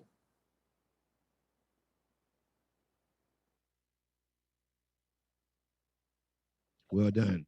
You know what I noticed? That the people who come on and in defense of reparations and having it are so well articulate and well knowledged and well resourced and have their crap together in comparison to these guys who come on here and just like spout Republican talking points about it, right? That are literally, there's no facts in anything that any of them have said. Besides, the only facts is that they're repeating words from Martin Luther King, but they're taking it out of context. But there's no data behind anything. Well, not only are they taking out of context, Marcus, they're not even taking out of context. They also they misquoted Martin Luther King. That ain't what the fuck he said. You don't know no damn Martin Luther King. You misquoted no facts. Martin Luther King. Ain't no facts. That's right. Ain't no facts. So, right. Because the question was asked by Kennedy, if you think it could be a black president in 40 years, right? King's answer was not 40 years. He actually said 25 years or less. That was King's answer. And he didn't say the rest of that dumb shit. He didn't say that's how you will be able to judge the character. He said black votes in coalition with white votes and other like-minded folk could make that happen. We know that's what happened. That's the context was about voting in coalition with people. It was not about equity or fucking reparations. So Herschel Walker, who thinks reparation is a divider, who thinks reparation is the same as segregation, can go jump in the lake with his hands tied behind his back. That's right. That's right. Let's get back to it. The work and research of this committee. And so we look forward to hearing from you, Mr. Shelton, as a person that believes in expansion and protection of those who cannot speak for themselves. Mr. Shelton, you're recognized for 5 minutes. Thank you very much, Congresswoman Jackson Lee. I also want to thank my other friends on the committee, including the chairman that had to leave, Congressman Cohens, our ranking members, Johnson, Vice Chair and Ranking, and of course, the other distinguished members of this subcommittee and the Constitution, Civil Rights and Civil Liberties, as well as the Judiciary Committee for all of his help and all of his work in moving us to this point. We are excited about how things are moving on H.R. 40. This is a bill that we worked very closely with the late, great Congressman John Conyers of Detroit, Michigan, to look at the issues that tie together many of the challenges that African Americans and other people of color have this day. And of course, the experience of the transatlantic slave trade in the United States of America. The NAACP was founded in 1909, about 112 years ago, and has over 2,200 chartered membership units located in every state across the country. We're also on military installations throughout the world as well, places like Italy, Germany, Korea, and Japan, as we participated and joining in the very integration of these armed services as well. We are a membership-based association that continues to advocate for justice and equality for all American citizens and residents. Throughout the turbulent racial history of our country, the NAACP has steadfastly opposed institutions and persons who blocked our nation's collective ability to reach our goals. 112 years ago, over 60 persons of variety races, faith and political affiliations resolved to end lynching and race-based discrimination in the United States and just formed the NAACP. Just 20 years before the founding of the NAACP, Black men began voting and holding elected offices on the state and national level, including several who were served in our United States House of Representatives and the United States Senate were from Southern states. The 15th Amendment to the U.S. Constitution and other laws forged the way for the amazing feat just a few years after the end of legal slavery in this country. At the turn of the 20th century, the first Reconstruction era had all too quickly concluded, and many of the hard-fought gains of elected officials and civil rights advocates of that time were beginning to erode due to the rise of terror groups like the Ku Klux Klan and so-called Black codes, and placed stumbling blocks in the way of African Americans trying to simply reach the ballot box. I'm here today to let you know of our strong support for H.R. 40, originally authored by the great John Conyers, as we mentioned, and presently shepherded by you, Congresswoman Jackson Lee, your great leadership and your stalwart support in addressing the issues of justice in our country are clear, and your support for H.R. 40. This legislation is long overdue and should be put into place this year. My hope is that as the 117th Congress gets underway, that you will sign on to this bill as co-sponsors, everyone who has joined so far, and do all that you can to ensure its enactment. This legislation is an important step in acknowledging the inherent cruelty, brutality, and humanity of slavery as practiced in the United States, and would help millions of Americans begin to heal the subsequent emotional wounds that have been festering for centuries. In confronting the ugly legacy of slavery, the commission created by H.R. 40 would examine the impact slavery has had on the racial and economic inequalities still suffered today. The commission would also be charged with renewing reparations proposals to help African Americans regain some of the stature stripped away by our forefathers lost through no fault of our own. Research and academic reports demonstrates that the enslavement of Africans and the transatlantic slave trade were appalling tragedies in the history of our country, not only because of their abhorrent barbarism, but also in terms of their magnitude, organized nature, and the complete negation of the humanity of the enslaved person. The enslavement of Africans constituted an immoral and inhumane deprivation of a person's life, liberty, and cultural heritage. The enslavement of Africans resulted in the extinguishment of millions of Americans, eviscerating whole cultures, languages, religions, morals, and customs psychologically. As such, the NAACP reaffirms our previous position in support of reparations. I'm very grateful that we're raising this today, and hopefully we can move to a point of full passage. The United States, a nation's forged with a revolutionary struggle for inalienable human rights. Natives of Africa were torn by force until the year in 1808 from their homeland and subjected to the barbarities of institutionalized slavery. In this post-revolutionary United States, slavery was maintained by government fiat with violence, depriving African Americans of freedom of association, privacy, life, liberty, property, and due process of law, in complete abdication of the spirit of the Bill of Rights from its inception and ratification of its enactment and ratifications of the Anti-Slavery Amendment of 1865. Let me just say, Congresswoman, and those who are joining us, the issue of slavery is one that did not end with the stroke of Abraham Lincoln's pen in the Emancipation Proclamation. It did not end in a stripping away of the of actually adding to the Constitution by passing the Reconstruction Amendments, the 13th, 14th, and 15th. As a matter of fact, many of the residuals of the transatlantic slave trade, sadly, as we look at the disparities in data, are still very much with us.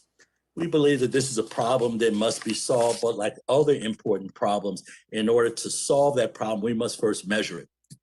As we're looking at those life conditions that affect African Americans and others in our country, we would look at issues of home ownership.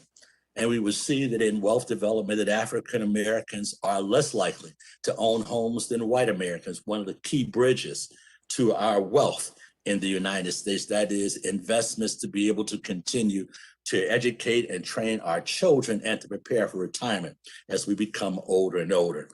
We know that very well, so thinking about the challenges of the transatlantic slave trade, we know that issues of healthcare are still very much at a disparity. As we've gone through this pandemic, we recognize disproportionately the African Americans, the descendants of the slave trade, in many cases have no health insurance, and in many other cases are underinsured along those lines as well. And that's why, as we look at whether it's issues of education and an opportunity for a high quality education and support for our HBCUs, whether we look for small business development, whether we look at other health concerns and other life concerns, such as our criminal justice system, we see that the long legacy of slavery has been something that has actually had a very damaging impact on African Americans, the African American communities, and our families. And we believe that the best way to solve that problem is to take it on head first. And it's like everything else, we want to do the research, we want to hold the hearings. We want to formalize a process in which we can make sure we have the accurate information and we can move forward to making our nation greater still. So Congresswoman Jackson, I want to thank you for the opportunity for the NAACP to testify today. I want to thank you for your leadership and your continued stalwart support. Real quick. What's interesting about this to me is a couple of things. First off, the knowledge base and the history that the folks on pro-reparations, pro-commission side has. In comparison to, you got to think about this, Republicans have rolled out Herschel Walker and a congressman, pretty famous people, just so they can stop a commission from happening. That's what I want to point out. They don't even want to have a commission happen. They're against having a commission to find out what happened. So they roll out their best Black people to stop a commission to do research on it. Why? Because if you do research, you might publicly have to admit that some things were going wrong. And that's the role that Herschel Walker played. Professor, I wanted you to see it. I'm not sure if you saw it before. It is lynching with an audience of white persons, some smiling men and women. And of course, this is the picture of the back of a slave that has been brutalized by a whip. It seems that as the testimony has proceeded, some of our friends who have been represented by very stellar members presented by the minority seem to confuse the overcomers and the ability to cite musicians and athletes and academicians and others from the reparative and the justice element of HR 40. If I might cite to you that Black people in America are 3 times the rate of white people with disparities across all age groups. For example, Black infants are more than twice as likely to die as white infants, making the disparity worse than 1850. In addition, when heads of white households who only have a high school diploma are sitting are in a class are almost 10 times more wealth with a high school diploma as a white high school graduate than Black households with the same level of education. This is in the current 21st century. In addition, the gap between Black and white wealth is as large today as it was in 1968. Can you comment, Professor, on this question as I present to you? How do you feel the International Decade can be utilized to advance the cause of reparatory justice for the people of African descent in the United States? But I would appreciate it if you would incorporate this glaring disparity today that continued from slavery, of disparities in the life expectancy of an infant compared to a white infant, and of course the gaps of wealth that continue today. Thank you. Thank you very much, Congresswoman, for this invitation to weigh in further. So you're absolutely right to point out that within the United Nations system, which the US is a part, we are in the International Decade for People of African Descent. And the purpose of this decade is in part to recognize persisting human rights violations against people of African descent, including in the United States, that have not been addressed. And many of these human rights violations are rooted in racial discrimination that is a legacy of colonialism and enslavement. And so we are in a very important time. We're almost halfway through the decade, and measures like HR 40, I think, are an essential way of fulfilling some of the goals of the decade, of the International Decade of People of African Descent. The images that you shared are truly terrifying, and the statistics that you also shared, I think, are also terrifying and heartbreaking. And I think they speak to 2 things. One is that reparations is about addressing injustices against individuals. So when you show me the image of the people who were lynched under the International Convention for the Elimination of Racial Discrimination, victims of racial injustices such as those are entitled to reparations for the harms that those individuals experienced. But even beyond that, reparations is about undoing structures of racial injustice that are a result of legacy and legacies of enslavement, such that pointing to individuals who are Black, who have succeeded, who are people of African descent, and who are descendants even of slaves, and pointing to their successes can't negate the fact that we have persisting structures of injustice that have to be addressed, including through a reparations frame. And so I think it's important to keep sight both of remedying individual harms, undoing structures of injustice that are connected to legacies of slavery, and taking the opportunity of taking this action within the International Decade for People of African Descent. Thank you, Professor. Mr. Howard, we've heard that our minority witnesses agree that African Americans, other indigenous people have built this country. In light of all the various entities that unjustly profited from the unpaid labor of African descendants, how might the HR Commission address this issue? And how would you respond to those who say reparations are simply about money? Mr. Howard? Thank you, Congressman, for that question. Yes, we in COBRA has historically stated that there are 5 basic injury areas that reparations must deal with. The first is the injury area of the criminal injustice system. As we know that what happened with George Floyd exposed and the police terror around this country expose what is going on a daily basis with Black people in this country. And so that must be addressed. The second injury area is that of education. The Congressman, the chair, Congressman Cohen, talked about the disparity in education. I think that one of the witnesses for the Republicans also talked about the disparities in education. Those type of things have to be addressed under reparations. We have to be restored. The third area is the wealth gap and the poverty gap. Those can be, there was a study by the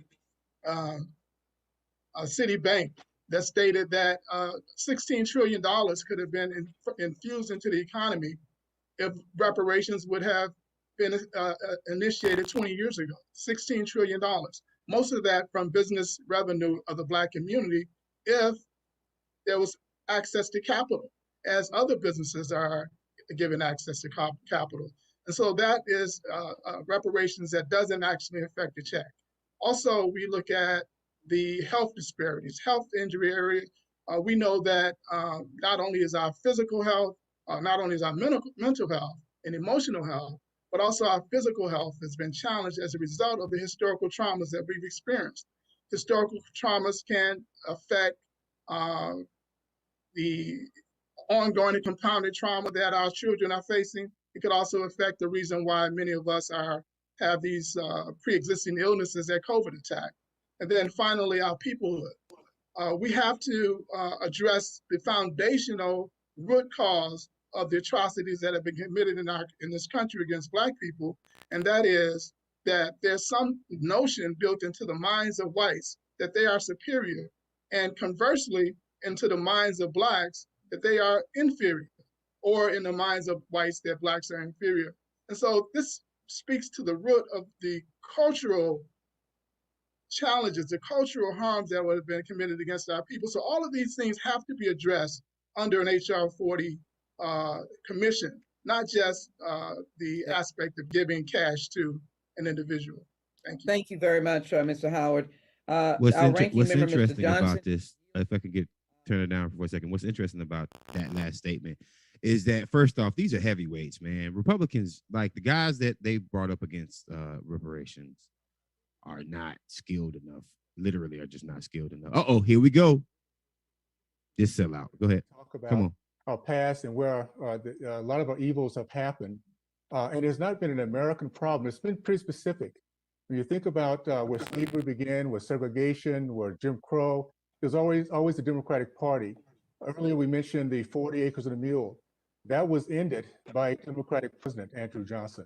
We talked about the KKK. That was a Democratic terrorist organization that actually was ended. He made this partisan for no reason. At the end of 1880s, but brought back again by Woodrow Wilson in 1915. And by the way, the lynching that we're talking about is horrendous. 4,700 people died by the hands of mobs. 1,300 of those were whites, Italians and Catholics, because we're looking at a people that were just angry, evil people that hated anything that was different from them. So I think it's important to keep that in mind. And if we want to talk about reparations, let's look more specifically in terms of the people that actually did it. It was not Americans. Americans fought against that. That's why we end up winning and defeating slavery, because so many Americans have decided it was an evil thing to finish up. So I wanted to make that point. Mr. Elder, I have a question. Last year, prior to the pandemic, the strength of the U.S. economy helped all Americans, most notably minority Americans. In fact, in CNBC in 2019 said African-American unemployment hit the lowest ever in the history of our country, from a peak in 2010 of 16.6%. First of all, how did that happen? And is that in your understanding correct, those particular numbers? Well, that's right. It happened because taxes got lowered, regulations got eased, and the economy took off. And when the economy takes off, those who are unskilled disproportionately improve, just as happened during the Reagan administration. During the Reagan administration, Black adult unemployment fell faster than did white adult unemployment. Hispanic adult unemployment fell faster than white unemployment fell. Black teen unemployment fell faster than white teen unemployment. Good economic policies work. equal rights and equal results are two very different things. And that's what I think we're getting confused about here. Everybody's entitled to equal rights, but nobody's entitled to equal results. One of the witnesses, I believe it was Mr. Shelton, referred to Africans as being torn out of their country. Maria said I can't say anything about the no hair shit no more on his face. So Oh yeah, I won't go. Dr. Cole told me don't do that. So I'm gonna take it back. I'm just gonna talk about how this motherfucker is horrible. You know who this guy? He's Uncle Ruckus younger. He's a younger version of Uncle Ruckus. And I refuse to allow him to spew that bullshit. And people might say we're silencing the opponents, but this is not. I mean, like this shit is not factual. To get on TV as a black man and to take this position is absolutely disgusting, and it's not rooted in anything other than self-hate. I don't give a fuck what nobody say, and you call me say I'm not a psychologist or whatever. This is absolutely disgusting that we have their only witnesses are two black men. Well, and one of them happens to be a fucking football player with CTE, and nobody's gonna call on Herschel Walker to ask him any questions because what the fuck does he know about anything political or actually the history? He's already shown his disdain for history of black people. This is disgusting, bro. Like, and the fact that he's got on some dead person's makeup, go jump in the casket, motherfucker. Hey, it's not even. I mean, here's the thing. They couldn't roll out the people who are really good at making arguments because they want to make this a thing about, well, see, black people are against it too, right? We have our black people that are against it also. Exactly. There are very good white Republicans who can probably lay out a way better case for not giving out reparations than these guys right here. But their play is always utilize race, tokenize race, and here's the thing. Do you get the feeling from the Democratic side of the House, and I hate to politicize it, but they kind of politicize it, right? Like they keep bringing up Republican heroes. They're talking about Reagan. They're talking about the Democrats are the ones who did that, this, that, and the other. How many times do we have to hear about the Democrats being the pro-slavery people in the 1800s? All right, that's over with. Y'all aren't using factual conversations about what happened in the 60s. Exactly. The Divide, right? Exactly. You're not making legit conversations about the state of now. They want to muddy the waters, but this is status quo for the Republican Party. And the reason why I say this is because all they have to do is just sit on lies, and they know they won't get arrested. They know they'll get elevated. Absolutely. They know they'll get like this is an extension of January 6th. This is an extension of the Trump administration. We can say what we want, think what we want, and as long as our guys are saying it, we get to repeat it. And as long as we repeat it, it becomes true. And the next thing you know, crazy white folks are storming the Capitol. And listen. And to take it a step further, brother, I mean, let's keep it a buck right now.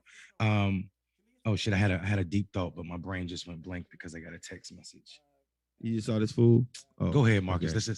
Let's listen to Kun Jun again. Your words, and we well know that all of those suggestions that you've made is exactly what a commission does. It is fact-finding, it repairs, and it develops proposals. I'm delighted now to yield to a longstanding supporter of H.R. 40 and the chairman of the full committee, Mr. Nadler of New York. Mr. Nadler, you're recognized for 5 minutes. Thank you very much, Madam Chair. Secretary Weber, through your efforts, the state of California passed legislation to establish a task force to study and develop reparation proposals for African Americans. How do you envision the structure and operation of a Reparations Commission or task force? And can you highlight the key differences between the California approach and that of H.R. 40? Well, you know, the California approach is kind of modeled after H.R. 40, and it was passed last year, and we're currently in the process of selecting the members of the task force. It is a task force that is the governor's task force that will have the governor select individuals from that he thinks should be a member of. It's a 9-person task force. We have 2 members. The governor will have 5. We have 2 from the House from the Assembly and 2 from the Senate. So the task force will basically be a 9-person task force. Our goal is to try to use not only the experts that are in the field to inform the task force, but also to utilize the universities of California I am in charge of the California Archives as a Secretary of State to use our archives. Also for research, members have already begun to submit information. The goal is to collect the information about what role California played in the whole issue of enslavement, and then to begin to talk about its impact with regards to the disparity of resources that exist in California. California is the 5th largest economy in the world, yet it has the greatest wealth gap of any state. The wealth of African American is $1 in comparison to $100 of a person who's white with similar education and background. And so when we look at that, this group will begin to form discussions concerning it. This is not the first effort at reparations. In the past, there have been a couple of bills that have passed with reparations looking at California's insurance policies, also how the insurance industry benefited financially from reparations. It's also had, so we have our insurance commissioner who's compiling data and information with regards to that. This group will then begin to, after they have had a number of hearings, we plan to also have hearings that will educate California so that people in California understand what has happened with reparations. Too often we think that the only thing we need to do is give somebody some money and everybody's okay. That is not going to be the issue with the system as deep and pervasive as slavery has been in California and across the nation. Those recommendations will then be taken by the commission and by the legislature, hopefully led by the California Legislative Black Caucus that I chaired at one point, and then put into law, put into programs of budget, those kinds of things that are essential so that we can measure the impact that's there and begin to repair the damage that's been done. The task force will then obviously not only have staff and the persons who are working on the budget that will come out of it. So beginning in June, this task force will have been formed and will begin to hold hearings and recommendations that will come forward. Hopefully we can share those with you, with the experts that are there. We hope to be able to use the resources of our institutions to basically set the stage for what really happened in California that will also be probably a mirror for what is happening across the nation. Thank you very much. So Marcus, now, Mr. Howard, governments, corporations, industries, religious institutions. I remember my thought now. It's about when Republicans always say that Republicans did this and Democrats was for this. I would ask them, well, what happened? When was the switch? When was the switch? And then they'll be forced to tell you that the party switched sides when the racist Democrats like Ronald Reagan and Strom Thurmond left because the Democratic Party decided to make space for Black people.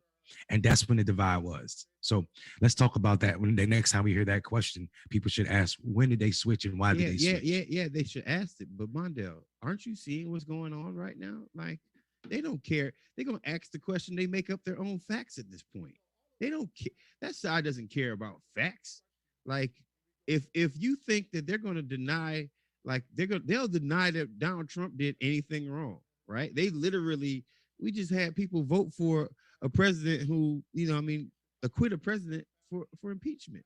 So you think the atrocities of slavery is something they're ever going to be truthful about? Hell, they tried to change textbooks, right? Betty DeVos tried to change. They try to teach people that enslaved people like slavery. This is what this group of people has actively done. So if you expect them to have an honest conversation about them switching from Democratic to Republican, you might poppycock. Poppycock. Poppycock. These foundations, these corporations, Poppycock. these institutions, Let's go.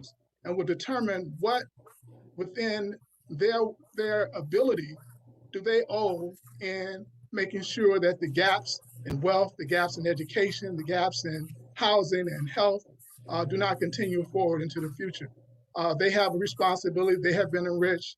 The endowments that they share and hold are a direct result of much of the atrocities that is committed in the past. So the commission would definitely look into those other players as well.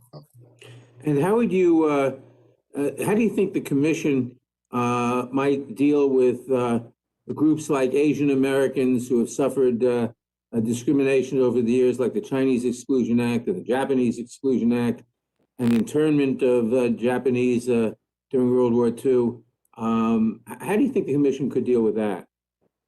Well, there's ancillary benefit to the entire nation when reparations to African Americans are are given, are administered. And so just like every person who comes to America benefits from the prosperity that was built off of enslavement, every American also benefits from the struggles that African Americans fought for our human and civil rights to be faced. If you look at women, if you look at the disabled, if you look at the immigrant, all of those people, no matter what protected class they're in, they benefit from the historical struggles of African Americans. And so this struggle to be repaired would also have ancillary benefits for the entire nation. Well, thank you very much. I see my time has expired. So I yield back. Mr. Chairman, thank you so very much for your participation and your questions. I now yield to Mr. McClintock, the gentleman from California, for 5 minutes. Mr. McClintock? Sorry, how's that? There you are. Thank you very Thank much. You have 5 minutes. I listened to Chairman Cohen speaking extensively about the 3/5 provision of the Constitution. I don't think he understands what the debate was all about. Ironically, he's taking the side of the southern states at the convention. They wanted a full count of every slave that they held in order to add to their congressional representation. It was the anti-slavery states that objected. They argued that those who were held in bondage should not be counted at all in the apportionment of congressional seats, not because they were not human beings, but precisely because they were, and that the Constitution should not reward the slave states with representation in Congress while those states denied these people their freedom. So the 3/5 provision was not a statement that slaves were 3/5 of a person. It was a result of a compromise necessary to bring into existence our new nation, as Lincoln said, dedicated to the proposition that all men are created equal. Ironically, Stephen Douglas would agree with the chairman's narrative that the principles of the Declaration of Independence and the Constitution, which gave them life, were only meant for white people. That's exactly the position that Stephen Douglas took. And of that position, Lincoln said this during their debate at Alton. He said, at Galesburg the other day, I said in answer to Judge Douglas, that 3 years ago, there never had been a man, so far as I knew or believed, in the whole world who had said that the Declaration of Independence did not include Negroes in the term all men. I reassert it today. I assert that Judge Douglas and all his friends may search the whole records of the country, and it will be a matter of great astonishment to me if they shall be able to find that one human being 3 years ago had ever uttered the astounding sentiment that the term all men in the Declaration did not include the Negro. I believe the first man who ever said it was Chief Justice Taney in the Dred Scott decision. And the next to him was our friend Stephen A. Douglas. And now it's become a catchword of the entire party. And when this new principle, this new proposition that no human being ever thought of 3 years ago was brought forward, I combat it as having an evil tendency, if not an evil design, end quote. In fact, in his Cooper Union speech a year and a half later, Lincoln systematically dismantled this argument by tracing the votes of every one of the American founders who consistently opposed slavery whenever the issue arose. He meticulously documented that their vision was of a nation of free men and women of all races and religions together, enjoying the blessings of liberty and the equal protection of our laws. That vision was put in modern terms by Martin Luther King, who expressed the gold standard of racial harmony, that we should be judged by the content of our character and not the color of our skin. It is the equal protection of the law and the vision of the American founders, of Abraham Lincoln, of Martin Luther King, of a colorblind society that is now directly under attack by measures like this. I can't imagine a more divisive, polarizing, or unjust measure than one that would, by government force, require people who never owned slaves to pay reparations to those who never were slaves, based not on anything they'd done, but because of what race they were born. Fortunately, we have a constitution that forbids such injustice. Some of those provisions were won by hundreds of thousands of Americans like my ancestor, James H. Ewing of the 3rd Iowa Volunteer Infantry Regiment. He was 24 years old when he was killed on April 6, 1862 at Pittsburgh Landing on the first day of what became known as the Battle of Shiloh. In the words of his brother, James gave up his life at the Battle of Shiloh, fighting to save our free government. Yes, there are racists in our society. There are racists of all colors in every society. It is the baser side of human nature. But no nation has struggled harder to transcend that nature and isolate and marginalize its racists than have Americans. Racism is the practice of according rights and privileges, that's exactly not true, dude. We just voted in Trump. Shut the according hell to up. what race a person was born. The measure before us today exemplifies that practice, and Lincoln was right. It is evil in both its tendency and This guy's its basing design. his whole argument on the fact that And with nobody's that, ever I'll visited yield any to other my country friend that Larry had Elder for racism, any closing right? thoughts he might have. He's talking about no other country's done more than America to correct that shit. Congressman, Bullshit. thank you so much. I Have you agree been to with, of Peru, course, everything motherfucker? you said. And Have you been to Peru? Congressman Cohen did You know what I'm saying? completely Like butcher this shit is just argument. it's just false. Like, and other look at this shit. Congressman, I agree with everything you said. Of course you do. You probably wrote his talking points. Safe Negroes. Bayard Justin was both black and gay and did not support race-based preferences.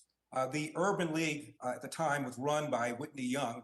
And Whitney Young supported a 10-year period of time where he argued for a Marshall Plan for black people. Again, 10-year period of time. This was 1965, so it would have long since been over had the board approved it, but they didn't. One board member said, "Are you crazy? Here we are telling America to be fair, and you're telling, quote, you're telling Americans to, quote, hire Negroes just because they're Negroes, close quote. We oppose it." So this is completely divisive.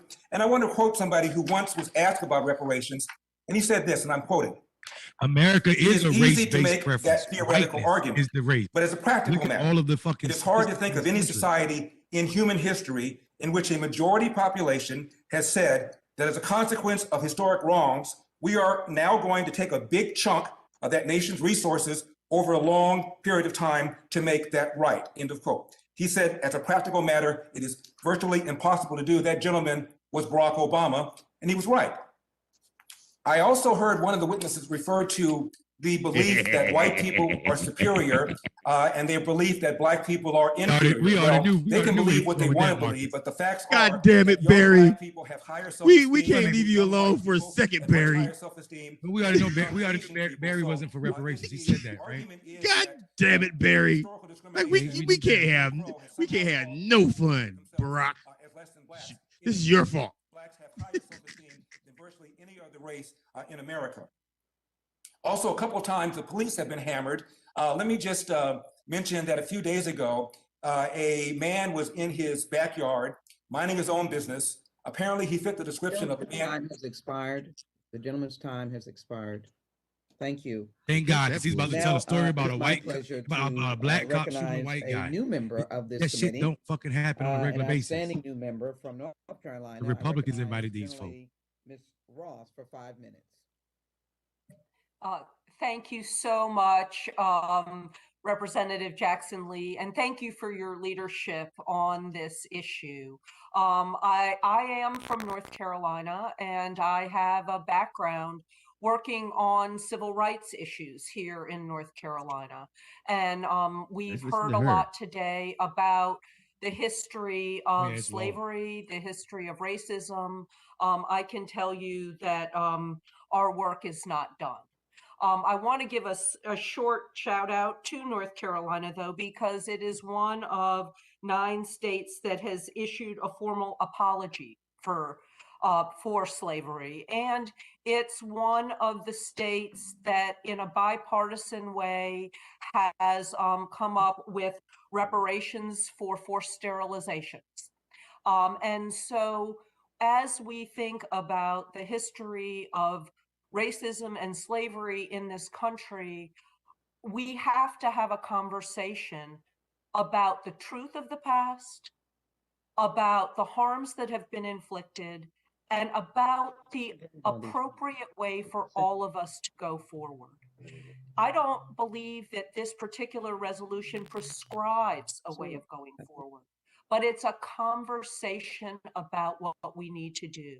And just as we did in North Carolina when we passed a bill compensating people for forced sterilization, a terrible, terrible chapter in our history that's not just in North Carolina's history. I think we need to think long and hard about how we address our history, how we address the harms, and how we can move forward together. There's been some divisiveness, there's divisiveness throughout our country. There's a clear division of opinion. But I'd like to bring us together and think about what we can all agree on going forward. We've been able to do that in a couple of ways in North Carolina. We've been able to do that on racial profiling. We've been able to do that on innocence issues. And again, on compensation for forced sterilization. And so I'm hopeful that we will be able to do that as a congressional body too. And again, I thank Representative Jackson Lee for her leadership and for having us start this discussion in the 117th Congress. Thank you so much. Let me thank Congresswoman Ross for recounting the history of North Carolina so eloquently and bringing to our attention, of course, the forced sterilization and, in essence, the repairing of that heinous act to the extent that individuals were compensated. Let us be very clear. The Commission on H.R. 40 is a commission to fact find, to repair, to restore, and develop proposals for reparations that, as Mr. Howard's testimony indicates, takes many, many perspectives. Thank you so very much. I want to make sure, is Mr. Jordan here? Thank you. Then I will call on Mr. Johnson. Mr. Johnson, Mr. Mike Johnson of Louisiana. Yes, ranking ma'am. member. Thank you. Thank you. You're yielded for 5 minutes. Thank you so very much. Thank you Glad for you're doing here. that. Thank you, and I appreciate all the witnesses' time today, and also for Mr. Burgess Owens for standing in for me. I've had intermittent internet and power here in Louisiana, as y'all have in Texas. A couple of questions real quick. Mr. Herschel Walker has not had an opportunity to speak up here in the last part of this hearing. If he's still with us, I just wanted to pitch it to him and give him an opportunity to see if there was anything that's been said so far last couple of hours here that he wanted to respond to. Mr. Walker? Yes, I'd like to respond, and I want to thank Ms. Jackson Lee. I'd like to ask, does she know the year of those pictures? And the reason I ask that is whenever I get on a subject, I do facts finding myself. And one of the things I looked up and I asked my mom is how many African-American was alive today that was in slavery, which is none. So I go to some of the older people for experience, and I remember my mom mentioning, how could we pay for your great-great-grandfather being burned to death? Or how could you pay for your great-great-uncle being hung? And I understand that those pictures are horrible, but right now, I think the facts founding is going to be very difficult to go back over history when history is not even taught in school on what we're trying to facts find. And that's what I think is so difficult, because as I was looking up reparation, which I've been doing for the last year, it is very, very difficult to find facts on different things of the African-American history. And I think that's what's going to be very difficult in what we're doing right now. I appreciate that response. Let me ask you, I know you're passionate about this and you give a lot of motivational speeches to young people and all that. Are there better ways that you think to uplift minority communities and provide opportunities for success than this idea of direct payments of taxpayer dollars? I mean, just in general, what do you say to young people to inspire them? Yes, give them a book. Well, one of the things I say to young people to inspire them is, first of all, and I say, the hard truth is, and I say this, and I don't mean to offend anyone, but I said the African-American community have to come together as a group to take care of our own. That's one of the biggest problems we have. We will not take care of our own. Stupid ass You know, I said That ain't no we big problem cannot, that we as can have. What are you myself, talking about? who grew up What are we in gonna do? South Put together Georgia, nothing?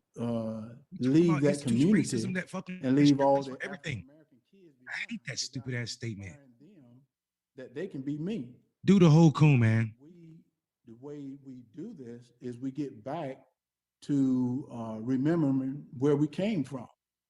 And you have to be responsible. You know, a lot of things we mentioned today, no one talked about responsibility. You know, I'm from the deep South. I know about racism. And a matter of fact, you know, we talked about the health. You know, everyone think I'm healthy, but I was diagnosed at one time as mentally unhealthy. Because of being bullied as a little kid, because of my weight, because of my speech. But the things that happened to me was dealing with race. And I overcame through education, which is one of the major things that I talk to the young people today is education is more important than anything in life. Because when you educate yourself, you're able to see the truth for yourself.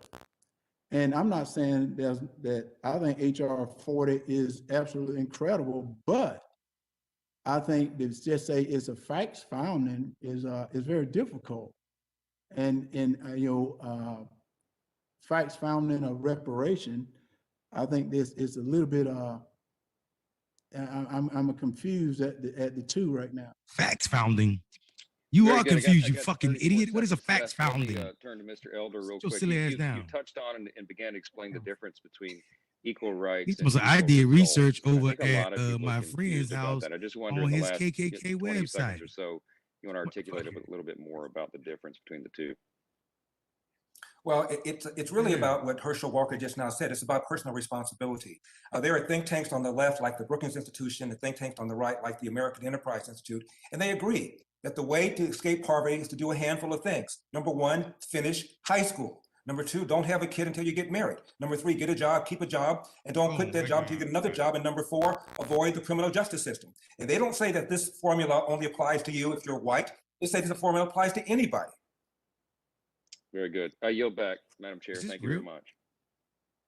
Thank you This nigga just so say don't very have a much. kid Your until you time get has married. expired. I think to Mr. Walker and Attorney Elder, that is exactly what HR 40 is, to delve into the facts, to connect the history. And I'd only say that there is something to the heinous, vile, and vicious act of slavery that the descendants of enslaved Africans and those slaves experienced uniquely in this country. We are grateful that we have 300 organizations that are supporting that concept, but the fact finding of HR 40 is just what is its task to respond to the concerns that have been expressed. I'd ask unanimous consent to submit into the record the letter from the LCCR, and we thank them for that letter. I'm delighted now to recognize Mr. Johnson for 5 minutes, the gentleman from Georgia. Mr. Johnson, you're recognized for 5 minutes.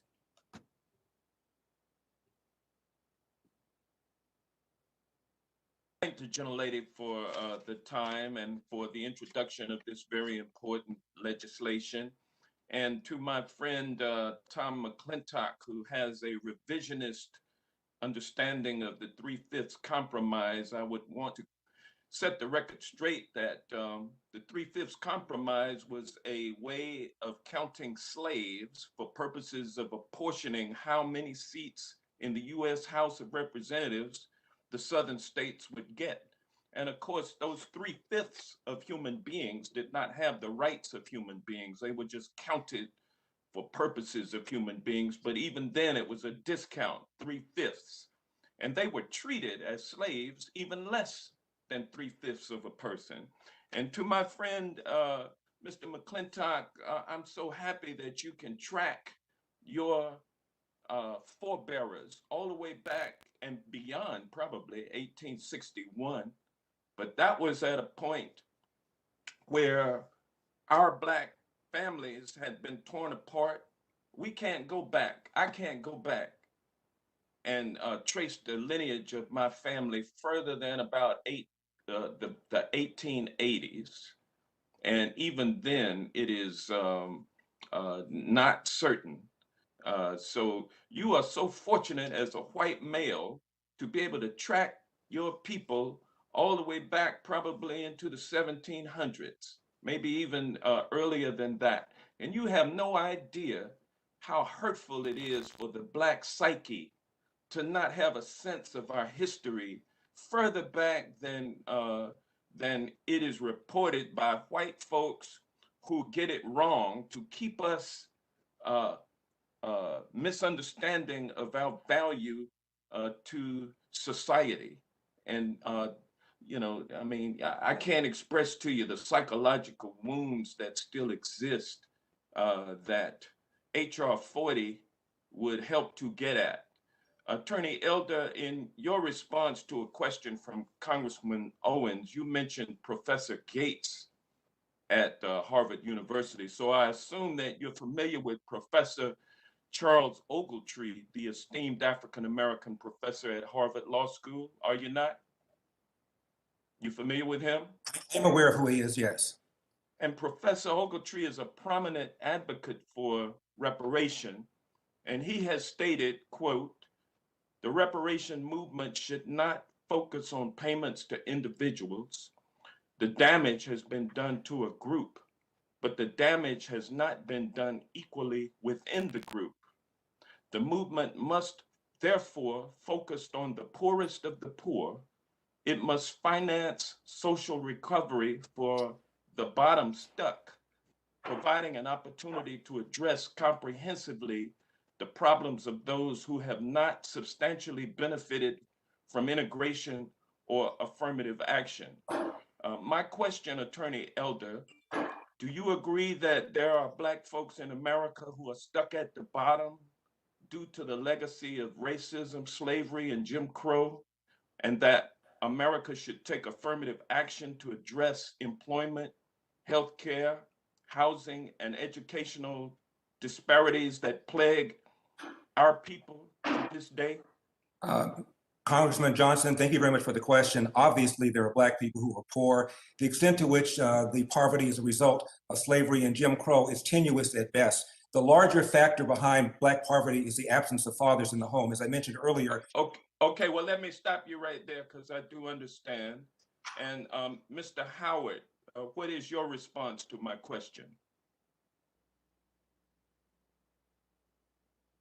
Well, certainly there's a direct contribution, direct connection. As Mr. Elder talked about fatherless homes, we see that it was an Illinois Transatlantic Slave Trade Commission, the only slave trade commission in the country. In 2005, an economist, Linwood Tauheed, stated that he found out that Black men married at the same rate as white men, as the same rate of Hispanic men. And the rate in which they married was determined by their labor force participation. So where you had 90% labor force participation, the marriage rate would be anywhere from 8 to 15 points below the labor force participation. So when you come forward to now, where you have less than 50% labor force participation among Blacks because of this discrimination, because of racism, because of the separate development, the apartheid of Jim Crow, you have this 50% labor force participation in major cities in America, you're gonna have a 15 to 8% lag in two-parent families. And that's exactly what you have. So when Mr. Elder talks about the fatherless homes and the destruction of Black families, it's directly related to the inherent anti-Blackness that this country is built upon and that we still suffer from today, and what HR 40 must address. Thank you, Professor Achiome. A recent Harvard study suggests that reparation could provide health benefits for not only Black Americans, but for the entire nation. How can reparation eliminate health disparities among Black Americans? And what would these remedies look like? Thank you very much for your question. And I think this is why the bill is so important, is because it provides an opportunity to study exactly answers to questions such as that and to draw on comparative experiences of other countries. So for example, Colombia had one of the most ambitious reparations programs that we're aware of in different parts of the country. And part of that reparations program included providing healthcare to people who had suffered extreme human rights violations. So I would say reparations can play a role in addressing health disparities because they are about undoing structures of injustice, including structures of racial injustice that produce health disparities. But I would say that in terms of the concrete solutions that would be relevant in the United States, the most advisable thing would be to pursue exactly what I think this bill is trying to push for, which is an in-depth study that would allow for responses that would be tailored to different local contexts. Thank you. Mr. Walker, does it surprise you to learn that HR 40 does not include a proposal to make cash payments to Black people in America? Well, I never thought HR 40 when I read was just about the payment to Black America. Well, that's what you said in your statement. Yes, I said that was part of it in my statement, but I also said education, which in the past, we've not taught Black America, giving them a good education, which in Mrs. Jackson Lee spoke, this is a facts founder, which is one of the questions I put within my statement, that payment is just one part of what reparation is. And it's education. Well, it is not. Point of order, please. Point of order. Black people. Point of order. That, I'll yield back. I'm out of time. Gentleman's time has expired. Is Mr. He got Let in there, me, motherfucker. I love it. He said, dismiss me with that dumb shit. I love that. Member, is Mr. Roy present? Is Fishback? Yes, Madam Chair. Ms. Can you hear me? Fishback? Yes. Ms. Fishback, you're recognized. The gentlelady from Minnesota is recognized for 5 minutes. Thank you, Madam Chair, and I would Thank like to you. yield my to Congressman Owens for however much he may use. And I'd like to Mr. thank you so Owens much. from Utah is, and I stand corrected, I think I might have said Colorado earlier, Mr. Owens, those are beautiful states, but I know you want to be from Utah and you're recognized for the time the gentlelady has yielded to you for 5 minutes. Thank you so much for that. I appreciate it. I would like to just ask Mr. Elder if he has any comments to say, the response to Representative Hank Johnson's question that he had asked earlier. I'd like to continue this conversation about that. I do. We've been talking about disparate outcomes as if the disparate outcomes by definition mean racism. There was a young attorney named Barack Obama who joined with other attorneys to file a class action lawsuit against Citibank some years ago. And as a result of the class action lawsuit, the Citibank agreed to grant mortgage that were turned down because they were Black. Well, they got the loan. Virtually nobody was able to keep up with the loans. Many of them went into default, which indicated that the bank was not discriminating against these would-be Black borrowers. Also, studies have found that community Black banks often have a higher turn down rate for would-be borrowers than the majority banks because they are more thinly capitalized. So just because something has a disparate outcome does not mean that that outcome was a result of racism. We've also talked a lot about the police officers. Does this motherfucker not understand what law is? Like, a man was in the backyard of his. This is muddy in the water in a dangerous way. It is absolutely disgusting that this brother's thinking he's gonna sit here and talk about this shit as if that speaks to the structural racism. Like, intent means nothing. Like, your intent means nothing if you're being fucking racist. Ask the Supreme Court what the fucking level for racial discrimination is. That is not the bar. Your intent is not the bar. And my thing is, how does Barack Obama feel right now, Brother Barack, man? These guys are using your statements against reparations, and you can't feel great about it. You can't. Well, I mean, shit, he probably does because he's always been against reparations, right? The punk ass motherfucker said it when he was president. He wasn't for reparations. Hey, man, I'm gonna tell you like this right here, man. On some real, this HR 40 hearing out here killing conservative talk pundits, man. It gotta be something. Yeah. Oh yeah. Because Rush Limbaugh just passed away. Did he really? Yeah, Rush Limbaugh just passed away. Reparations is on the way. Look, I ain't Yeah, never been so happy. it's like the I ain't never irony been of so this, happy. the irony of this happening, the irony of this happening while Rush Limbaugh just dying at the same Call me exact time. cold-hearted. Call me I know. Call me whatever. That motherfucker being dead is a need for me to smile. Like while we're Happy watching Black History Month. Happy Black History Month.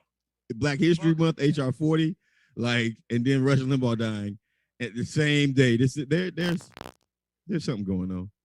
Fuck that. I'm going to drink early today for that reason. Happy Rush Limbaugh is gone day. That should be a national holiday. That should be a part of fucking Black History Month because I'm going to get wasted today for that. Fuck him, Herschel Walker, and that dumbass motherfucking congressman from fucking. Yeah. Rush Limbaugh has passed away, everyone. Just breaking news, Rush Limbaugh, dead at 70. Knew he was suffering from cancer. But it's niggas in hell waiting on your punk ass, Russ. Yeah, no, I don't even. To be honest with you, there's some people there. Yeah, there's definitely some people in hell waiting for him, because he's not going the opposite direction. But that's our ancestors talking. Like, let's go ahead and handle our ancestors. Like, let's go ahead and handle some business real quick while this is going on to show people how important reparations is, and how we need to battle white supremacy. Yeah, I mean, and for anybody to say anything slick about my motherfucking rejection of Rush Limbaugh's life, must not have been paying attention to all the fucked up shit he said about black people, all the bullshit he got away with because of who he is.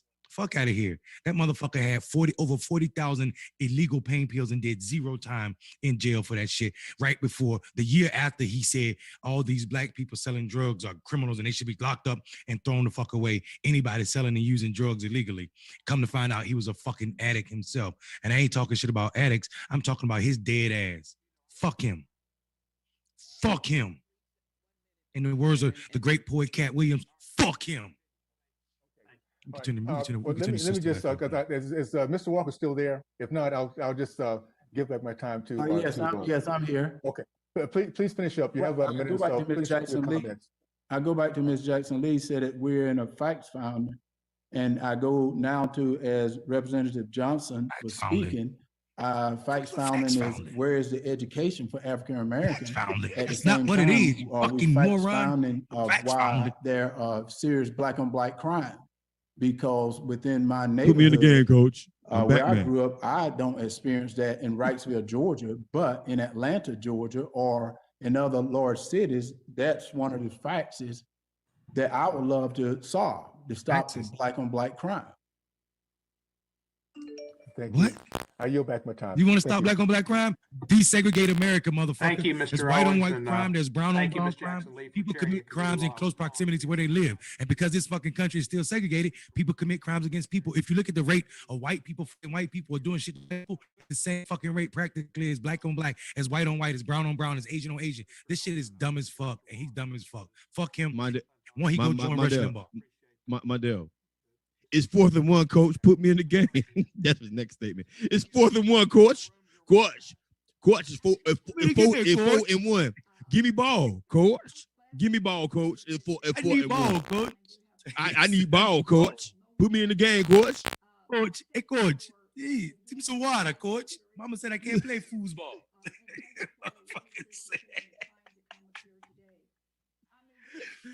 Fuck that guy, man.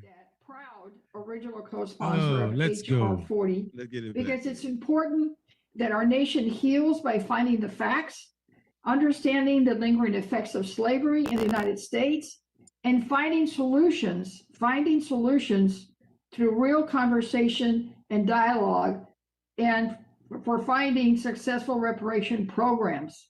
I want to repeat what Mr. Johnson mentioned earlier. There's nothing in this bill that talks about payments of checks or money to anyone.